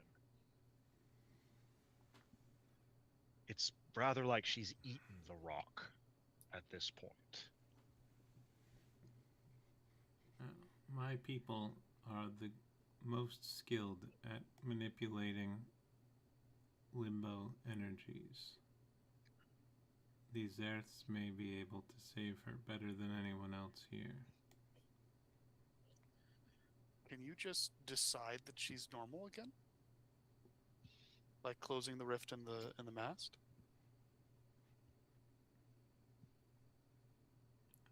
It is beyond the skill that I believe I am capable of. But I can try. I don't know if... So you know that in Limbo, these creatures are like inherently Limbo, like the stuff of Limbo is inherently what they are. So it may be the case that you could force her into a shape, but like the moment you stopped doing that, yeah, she would become something else. Probably. would be your guess. Yeah.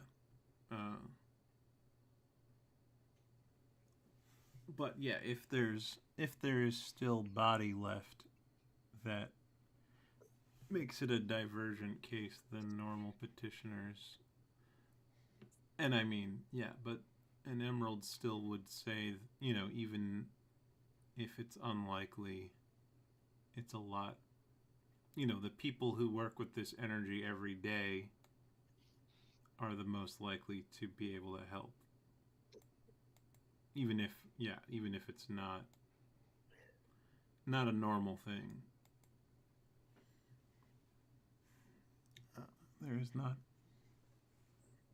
perfect trust of my people here, though I believe they have good relations with the Silver Shields. But our experience near the tower might make some among us fearful to return. But perhaps not.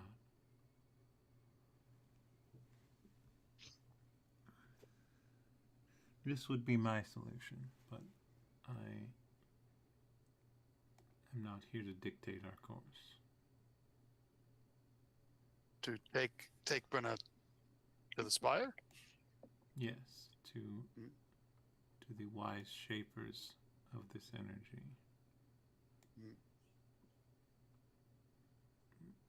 I am not even certain how normally I shouldn't have been able to do what I did on the ship, but Limbo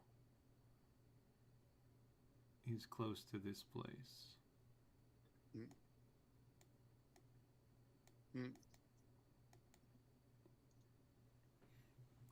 What more? But one who has greater studies and power than myself could perhaps do even more. And might have more knowledge than we do about the nature of what she is becoming, and that makes good sense to me. But I also don't want to...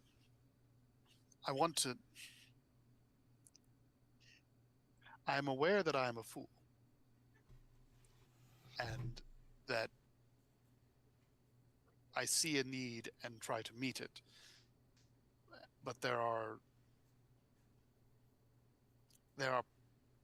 priorities, and I don't know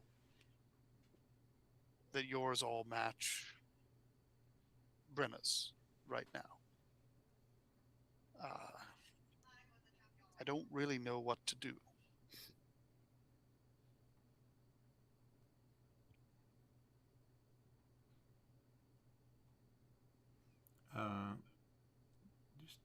Just to clarify, we came here to. You had a few different things that you had thought of coming here. There was potential for shaking off. More recently, there was a potential for shaking off Elise's husband. Mm-hmm. But you were heading here even before that. Yeah. Because of the documentation that sent two of you. I think that was Elise as well. Yeah, Elise. Yeah. And Candor both received very similar, identical sets of documentation, which came from the Oath Guide, right? Which came from the Oath Guide, and that's the other reason you came here to look into things. Yeah. Theoretically, once she's done overseeing recovery efforts with the flooded port, she'll eventually come back to the Oath Hold.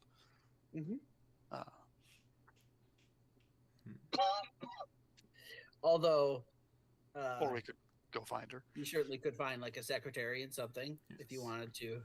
Well, ask some questions that didn't need the big guy. True. Well, the stasis seems to be stable. So, other than the alarming nature of the change, it's not particularly urgent. Well, time is not passing for her, so unless. But even if it's not passing for her, she's still losing the chance to live the moments that are passing without her. But if we release her from the stasis and solve the problem, she will live that much longer. That's how stasis works. Yes, I'm not saying that her lost opportunities won't be recouped later, but there is a loss. There is something she is missing that she would otherwise have had. But we all lose things. The best we can hope for are constructive outcomes. But perhaps the most constructive thing we could do right now would be to show the paperwork that we brought to the Oath Guide secretary, see if they can confirm or deny that it did actually come from Leonora's desk, and if that is indeed her signature, and see what we can learn. It is what we came here to do.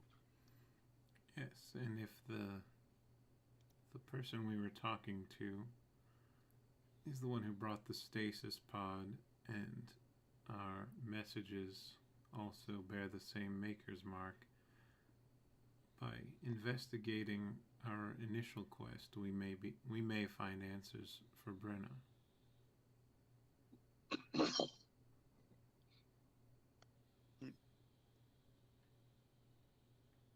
To the secretary. The secretary. Although Candor will sort of like look behind him towards the clinic one last time before moving on. Like there's. Yep. I've done all the physical help I can do there, but you know there's. Robert does the exact same thing with the food hall. He looks at it, turns away, takes one step back towards it, and then follows the rest of the group. All right. So, making way to secretary, who is seeming to be going through a number of like requisition orders and other similar report filing and whatnot. A more familiar Magitech device sits on her desk there, and every once in a while she will sort of go over to it and feed, sit there with a page of something written out, and will sort of tap away and send what our report. There's a Magitech fax machine in this office. Not quite. Oh. Not quite as nice as a fax machine.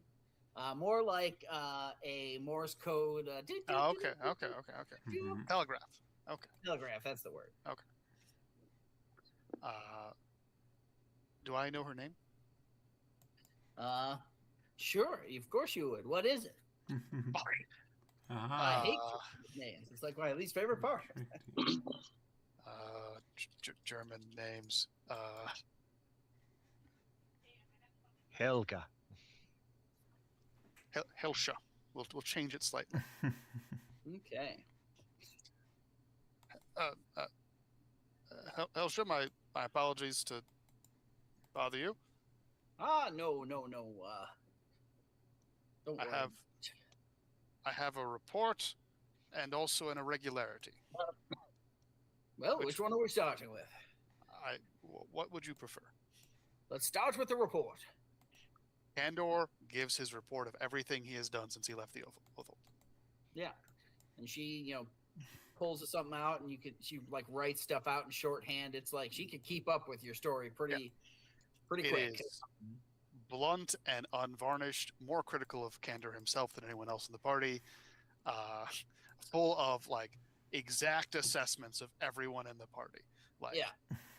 The owl is very hungry. I don't understand what's happened with his sandwich. Emerald is somewhat scary, but seems trustworthy. Magnus worries me. I don't understand what's going on with his leg. Owain is surprisingly normal for someone who's been time displaced. Elise has a different name that I'm not going to mention in my report because that could be a security risk for her. There's no hesitation about that particular fact. Yep. She's just nods, yep, makes sense. Yep. And as she's doing that, she reaches over and grabs some forms out and just sets them off to the side, just by memory of where they are, but keeps writing everything down. On behalf of the order, I owe Magnus 2 gold pieces for passage for two new apprentices. He pulls another sheet over and marks a couple things down on that before going back to this, and pulls the gold and slaps it on the counter. And I was unable to de-escalate a goblin ambush. I was unable to help the priests of Persephone as they were time locked and died in front of my eyes. I was unable to diffuse the situation with Elise and her spouse. There was a Fae encounter that I was unable to resolve correctly. Everything Kandor lists about himself is, I fucked up here, I fucked up here, I fucked up here, I fucked up here. It is the truth.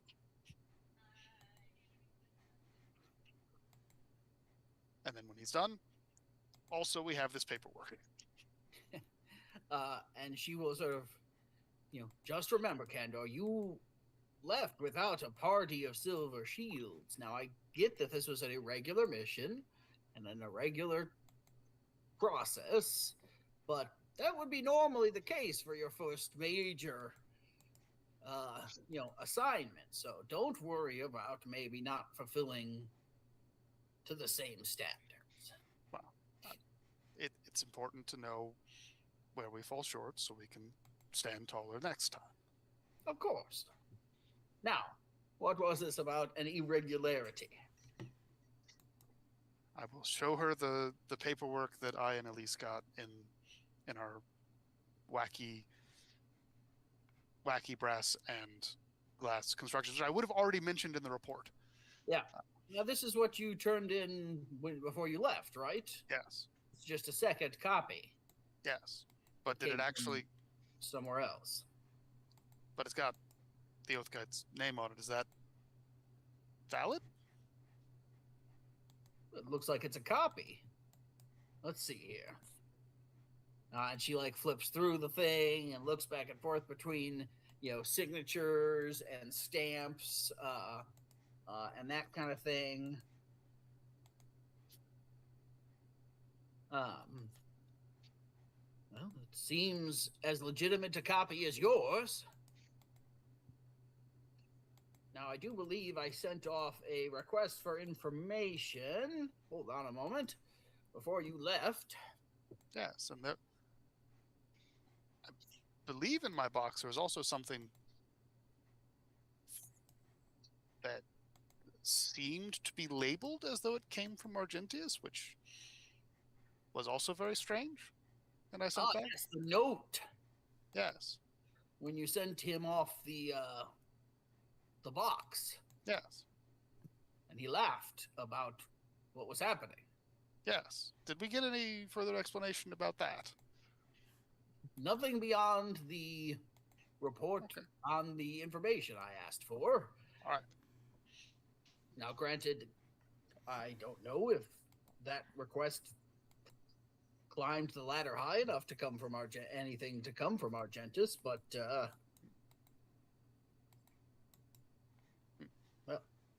and she will sort of pull out, from there's like filing cabinets and slots and drawers and, but she knows where things are. It's very, and will pull out. Right, looks like report on your documentation here. Both were non-original copies.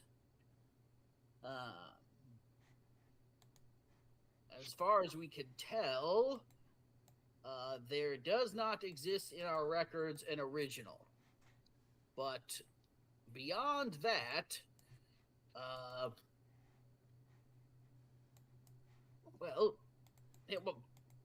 I could read this off to you, or I could just hand you the report.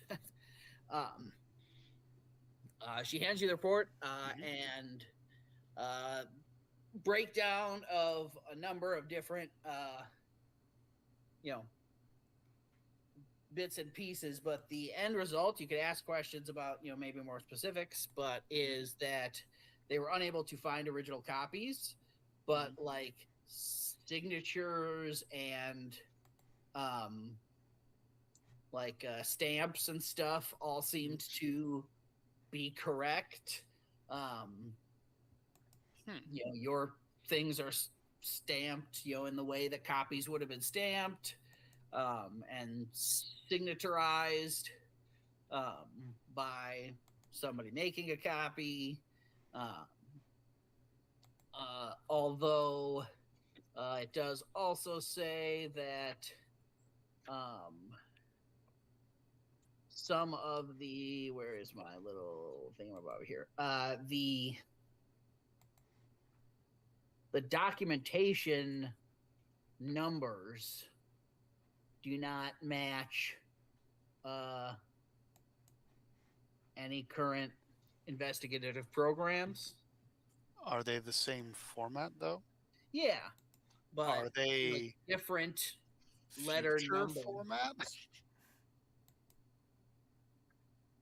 I mean, would I know that? Like, if you ask that question aloud, like, she's like, well, for example, serial numbers at my job do have a part of them is the manufacture date.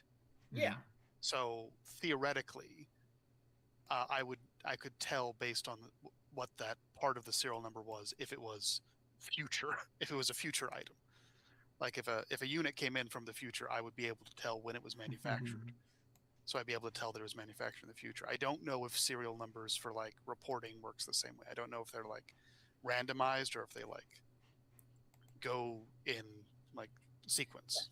So if you recall, PI-T-623-14 was the serial number on the documentation that you guys got.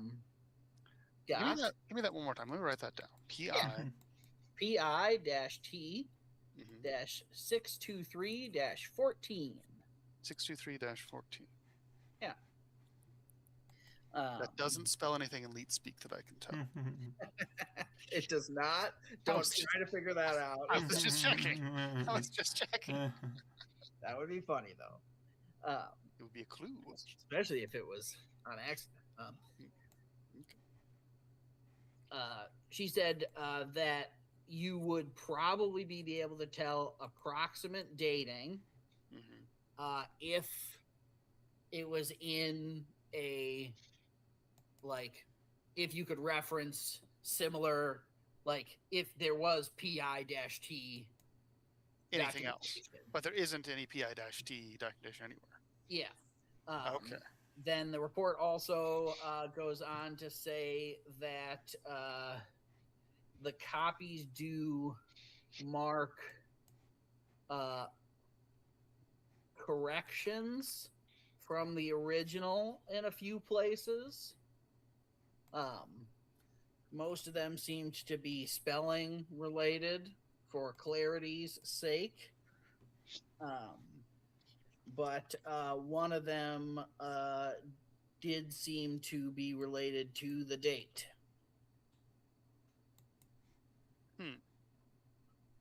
Is it common for the Oath Guide's missives to have spelling errors?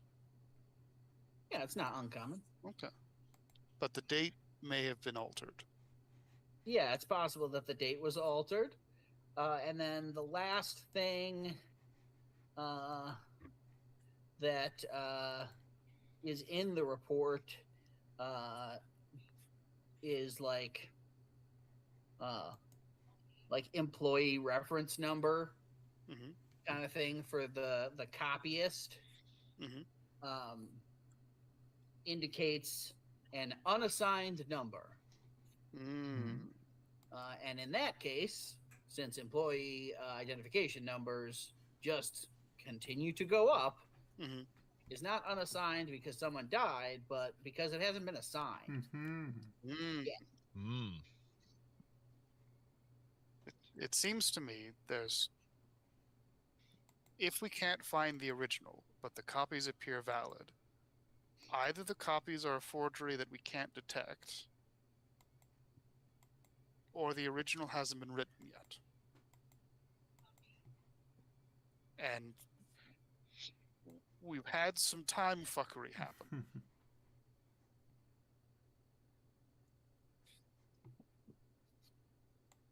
I don't know what this gets us. Does anyone understand any of this? I'll look back to the rest of the crew. It makes certain sense. The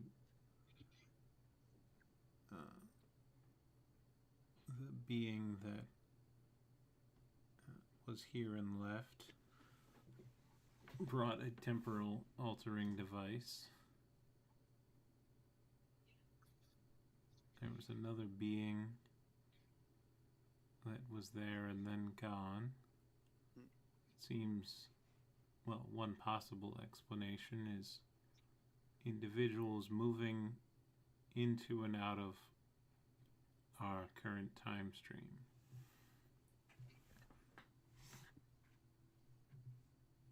Well, if someone was perhaps looking to change the future, start with the past. But why us? Why not start with more important people, more powerful people?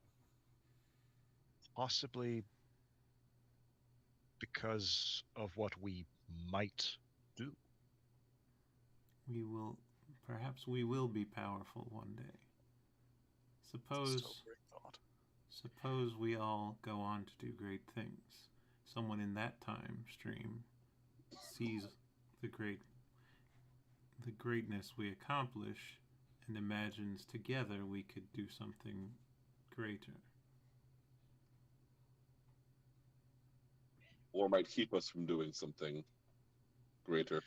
Or could keep us from doing something terrible, perhaps. Hindsight does tend to be rather faultless. they knew what they were doing. There was intentionality here. If we're, as the paperwork might indicate, dealing with someone from the future, they likely have motives that we can't understand because they haven't happened yet.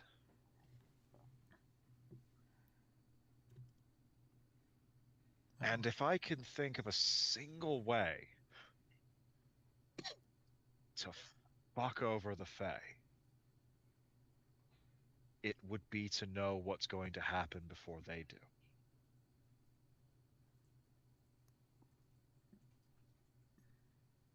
Or to be fucked with by the Fae. That is what worries me. Because this could all be an elaborate trick made to cause us to believe that there is a future force attempting to direct us in a certain way, and really it's all just one big prank.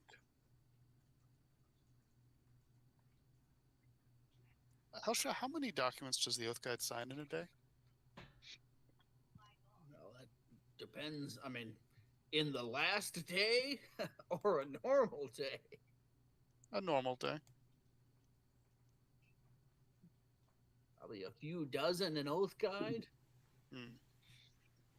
Chances for remembering anything specific is not good. And that wouldn't, even if the original had been destroyed or was missing, that wouldn't explain the change to the date and the unassigned employee number.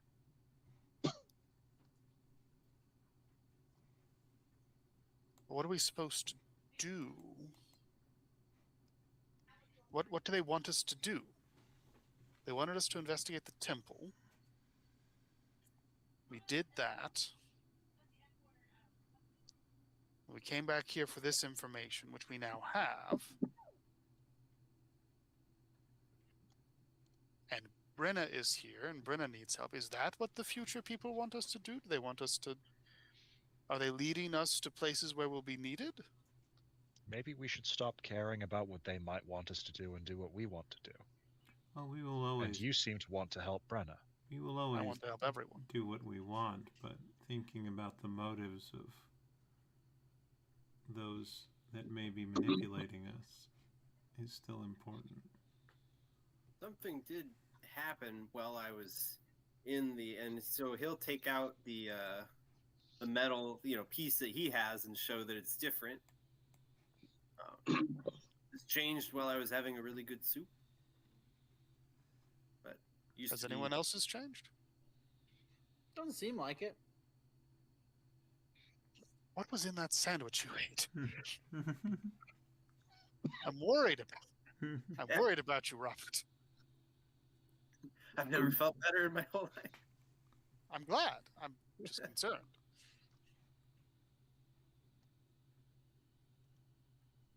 I mean, is there a way to test for Fae? Tomorrow.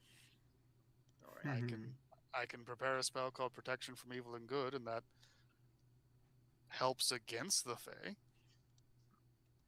Well, then Robert could try attacking you, and we could see if it hits or not. Just cuts to the next morning where Robert just punches you in the face. Or we could, take some kind of animal and cast a spell on that and see if he has difficulty. Well, I think it would make more sense to probably... I'm not much of a wizard, but let me remember what that does. While they're remembering what that does... Yeah. Wayne is wondering if something invisible is still listening to us. Okay. He would like to try out his new primeval awareness. Mm-hmm. And just kind of put feelers out for Fae and undead things around us. How big is primeval awareness? It's big. It's pretty big, I think. Like a mile. Like a mile? Right? Yeah. I want to say it's a mile, but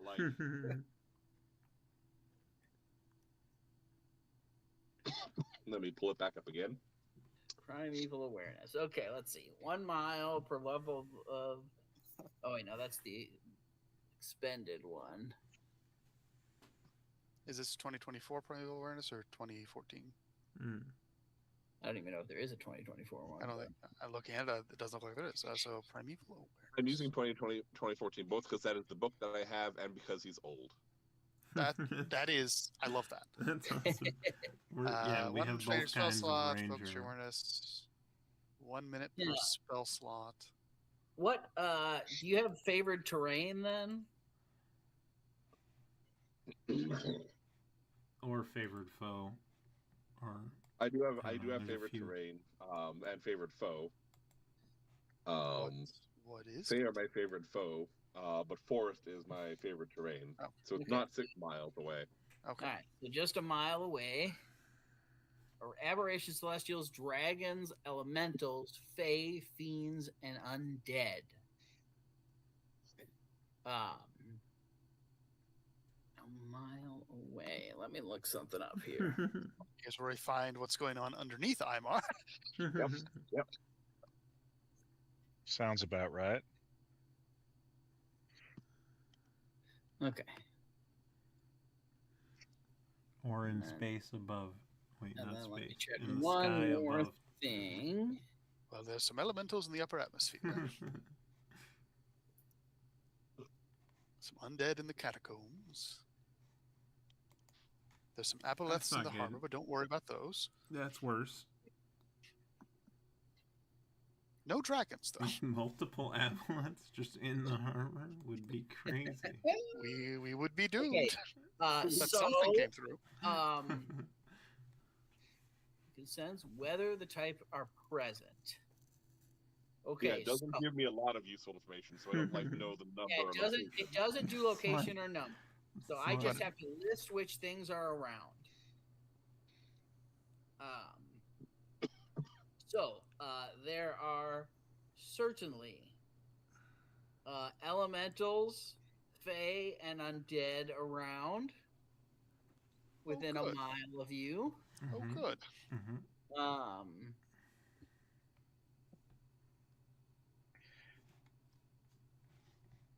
Let's see, aberrations, celestials, dragons. I don't think anything else. Oh, Okay. I was really hoping there were a bunch of dragons. Yeah. Nah. So you sense, which if you've discussed before, it could be the undead ping that's coming off of the stasis stasis chamber. chamber. So that could be all that is, but there's also some elemental and undead, or no, elemental and fae within a mile. I could do a ping for 60 feet, but that wouldn't include elementals or fae. So I don't know if that would be helpful. This isn't something that he's saying out loud. It's Oh, just okay. Gotcha. something Just Something he's being aware of. Yes. And we would want to cast Protection Removal Good on Robert to see if he is, because then if he's possessed or charmed or frightened, he would get to make a new save. But I would need 25 gold.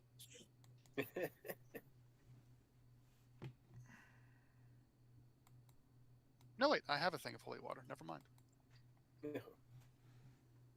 I could use my 1 flask of holy water and check Robert.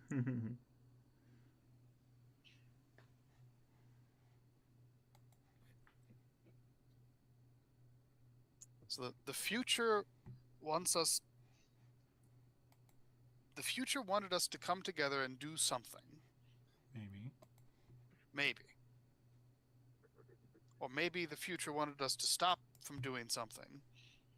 So they distracted us? I can't.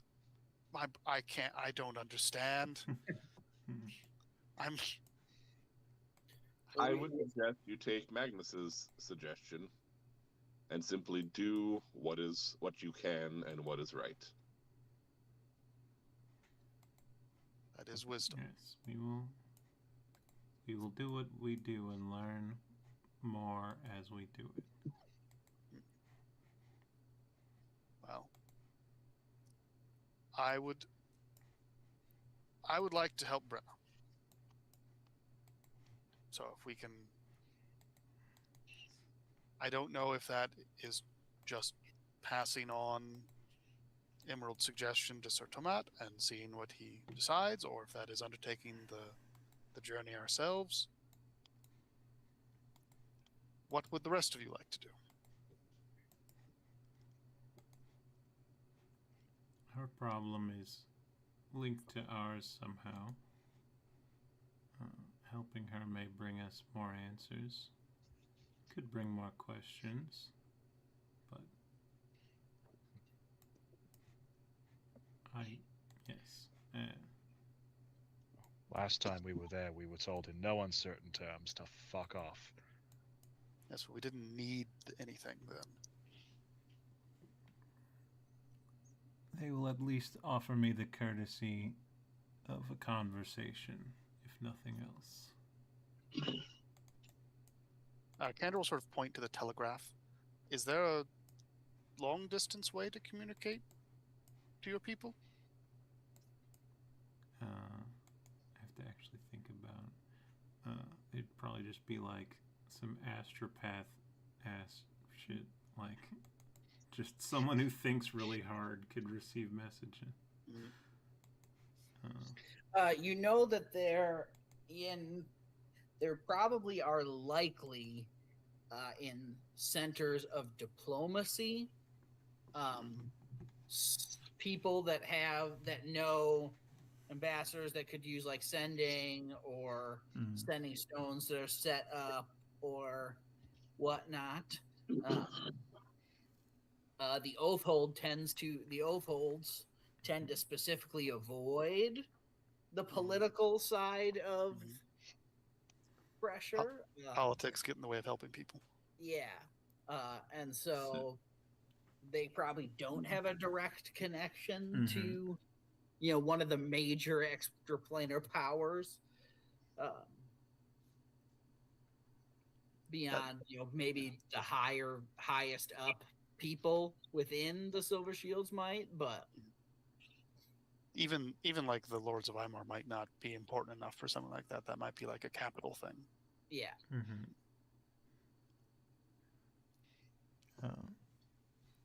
Roads seem to be You also leading. wouldn't be at all surprised if Arc Bridge, given its center for diplomacy with the Fae, as well as like the closest major city, and where is that again? That's where you guys were before. The other side of the ocean. Yeah, the Elise of the inland ocean. Yeah. Well, you guys are sort of hanging out, listening to all the document talk. Anyone could potentially, and the secretary just sort of, yeah, whatever, if you want to, can notice that there's like a folder on the counter that's labeled with today's date or yesterday's and today's date, sort of tower appearances. And inside are a number of reports about from other Oathholds, both direct and indirect sources that have been reported to Oathholds or seen by Silver Shields that reported to Oathholds. A tower that seems to match description across sightings, despite that the reports coming from very disparate locations within the continent since yesterday. And that is your rumor for the day. Oh. Doesn't mean you can't look into it. I'm just saying that's today's. Does a moving tower mean anything to anyone?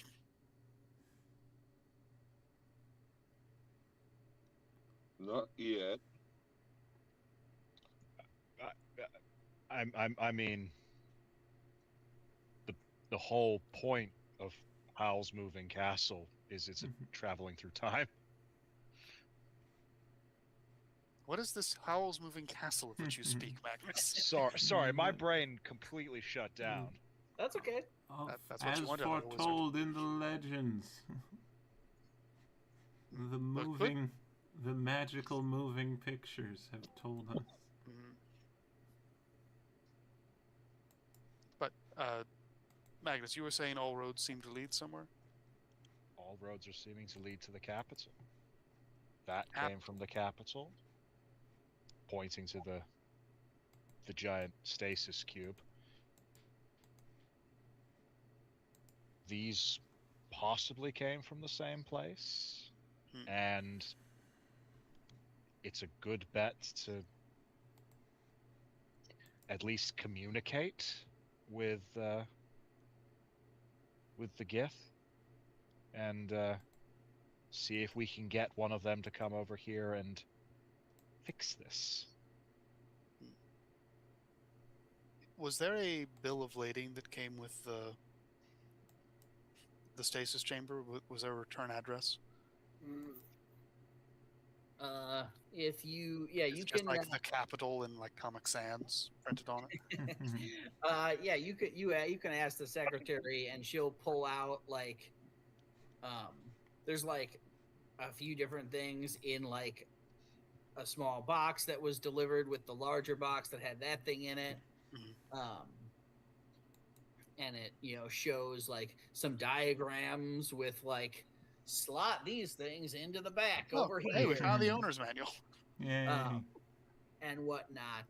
Although like pretty much nothing that would explain anything about the functionality or that kind of deal, other than like the purpose behind it. There is an address associated with the crafting house, the Magitech research spot that Is there it a name? came from. Is there a name of that Magitech research house? There is a name associated with the Magitech research house. Which page should I put it on?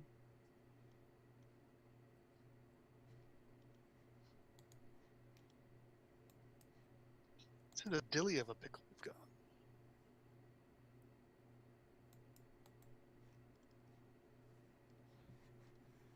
Time shenanigans. Or it's not that at all, and we're just herring off in the wrong direction. Craigness has too good a poker face. Every time I ask people what they want to do, I've been watching Craigness to see if he made a face like we shouldn't do something, and he was stone faced the entire time. No faces, You no do matter too what. good a job at it. I was trying to metagame for clues. Mobius Magitech.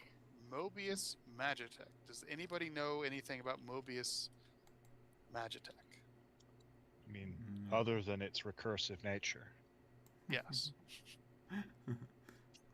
Does that jog any criminal brain? Canada doesn't know you're a criminal, I don't think. But does that jog any sort of wizard knowledge? I don't know. Does it, Craigness?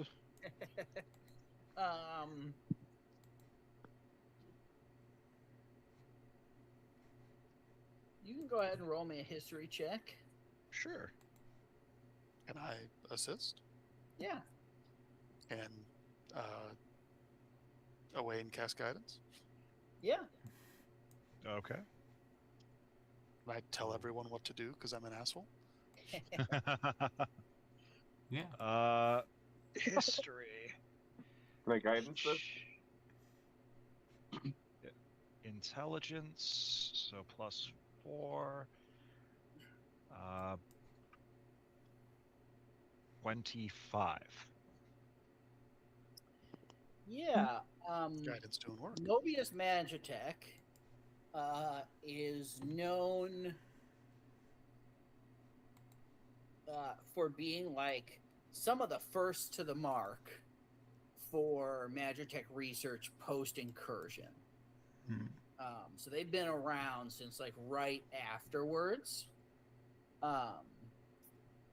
There are rumors that for the while at the beginning, there was a lot of funding that came from illicit locations.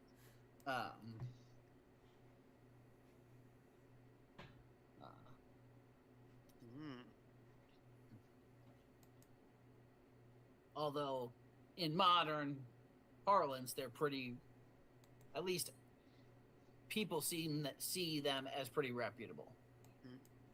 But a disreputable start.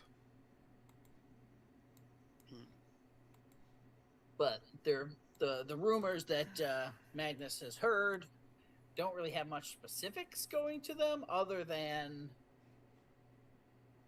like talk about, oh man, they used to be in such and such's pocket, or they used to, some criminal rolled themselves out of criminality into Magitech because they were positioned right, or they were positioned right, almost like they had foreknowledge from the future. Maybe not. I'm gonna assume everything is a time loop now. Sounds about right. So we could go investigate Mobius Magitech and see if this inventory number is also from the future. We could. I don't suppose there's like the makers like the Mobius Magitech logo on this paperwork. No, there's no Mobius Magitech stuff on the paperwork. Okay. But you mean your paperwork, not the machine's paperwork, right? Either. I mean, the machine's paperwork has the same stamp as the machine. Does the paperwork that came with the machine has the same symbol. Does that mean that symbol is the Mobius Magitech symbol? Yeah. Okay. Yeah. Cool. Sorry, I thought that was clear. Then maybe it was. So it probably was clear to smarter people, but we got there. Candor only so bright, and I'm paranoid.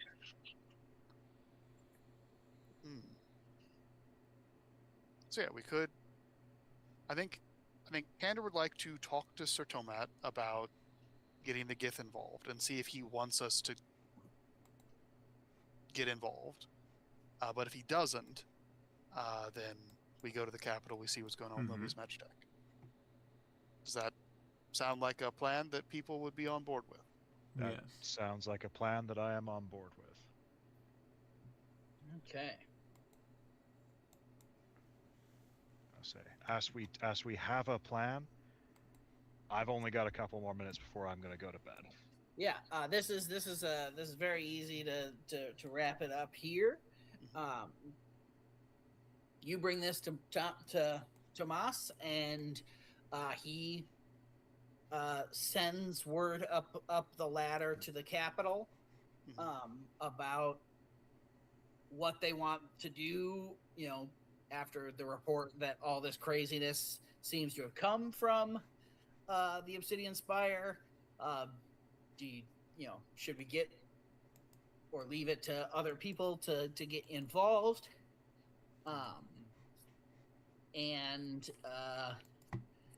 Word comes down that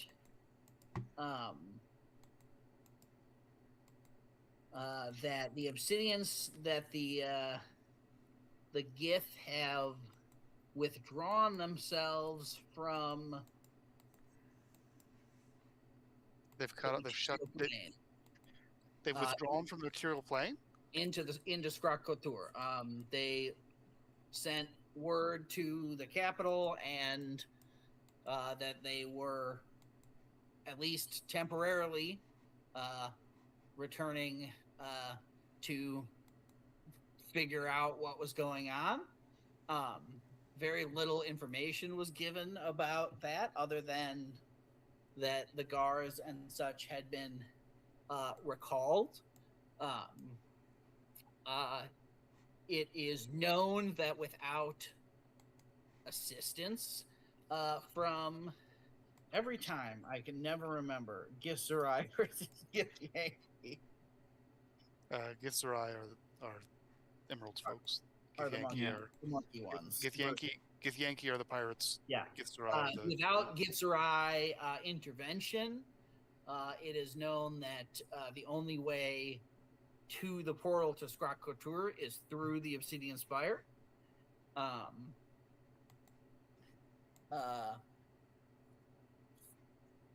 So there's nothing diplomatically stopping you from going to the Obsidian Spire, and from the sounds of it, nobody that would stop you.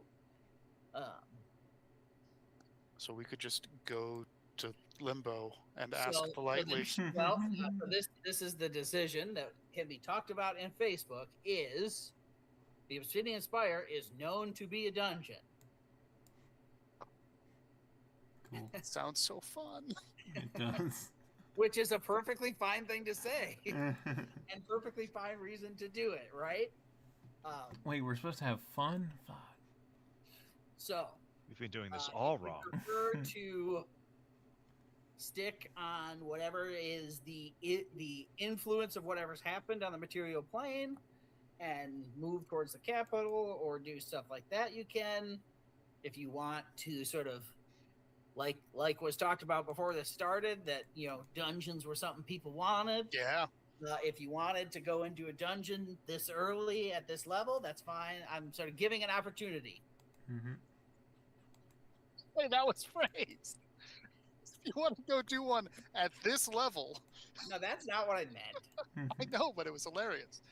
I mean, it would be so easy to just be like, to just fixate on, well, we gotta help Brenna. Let's go do a dungeon crawl and go knock on the Githzerai's door until they fix my acquaintance. Mm-hmm.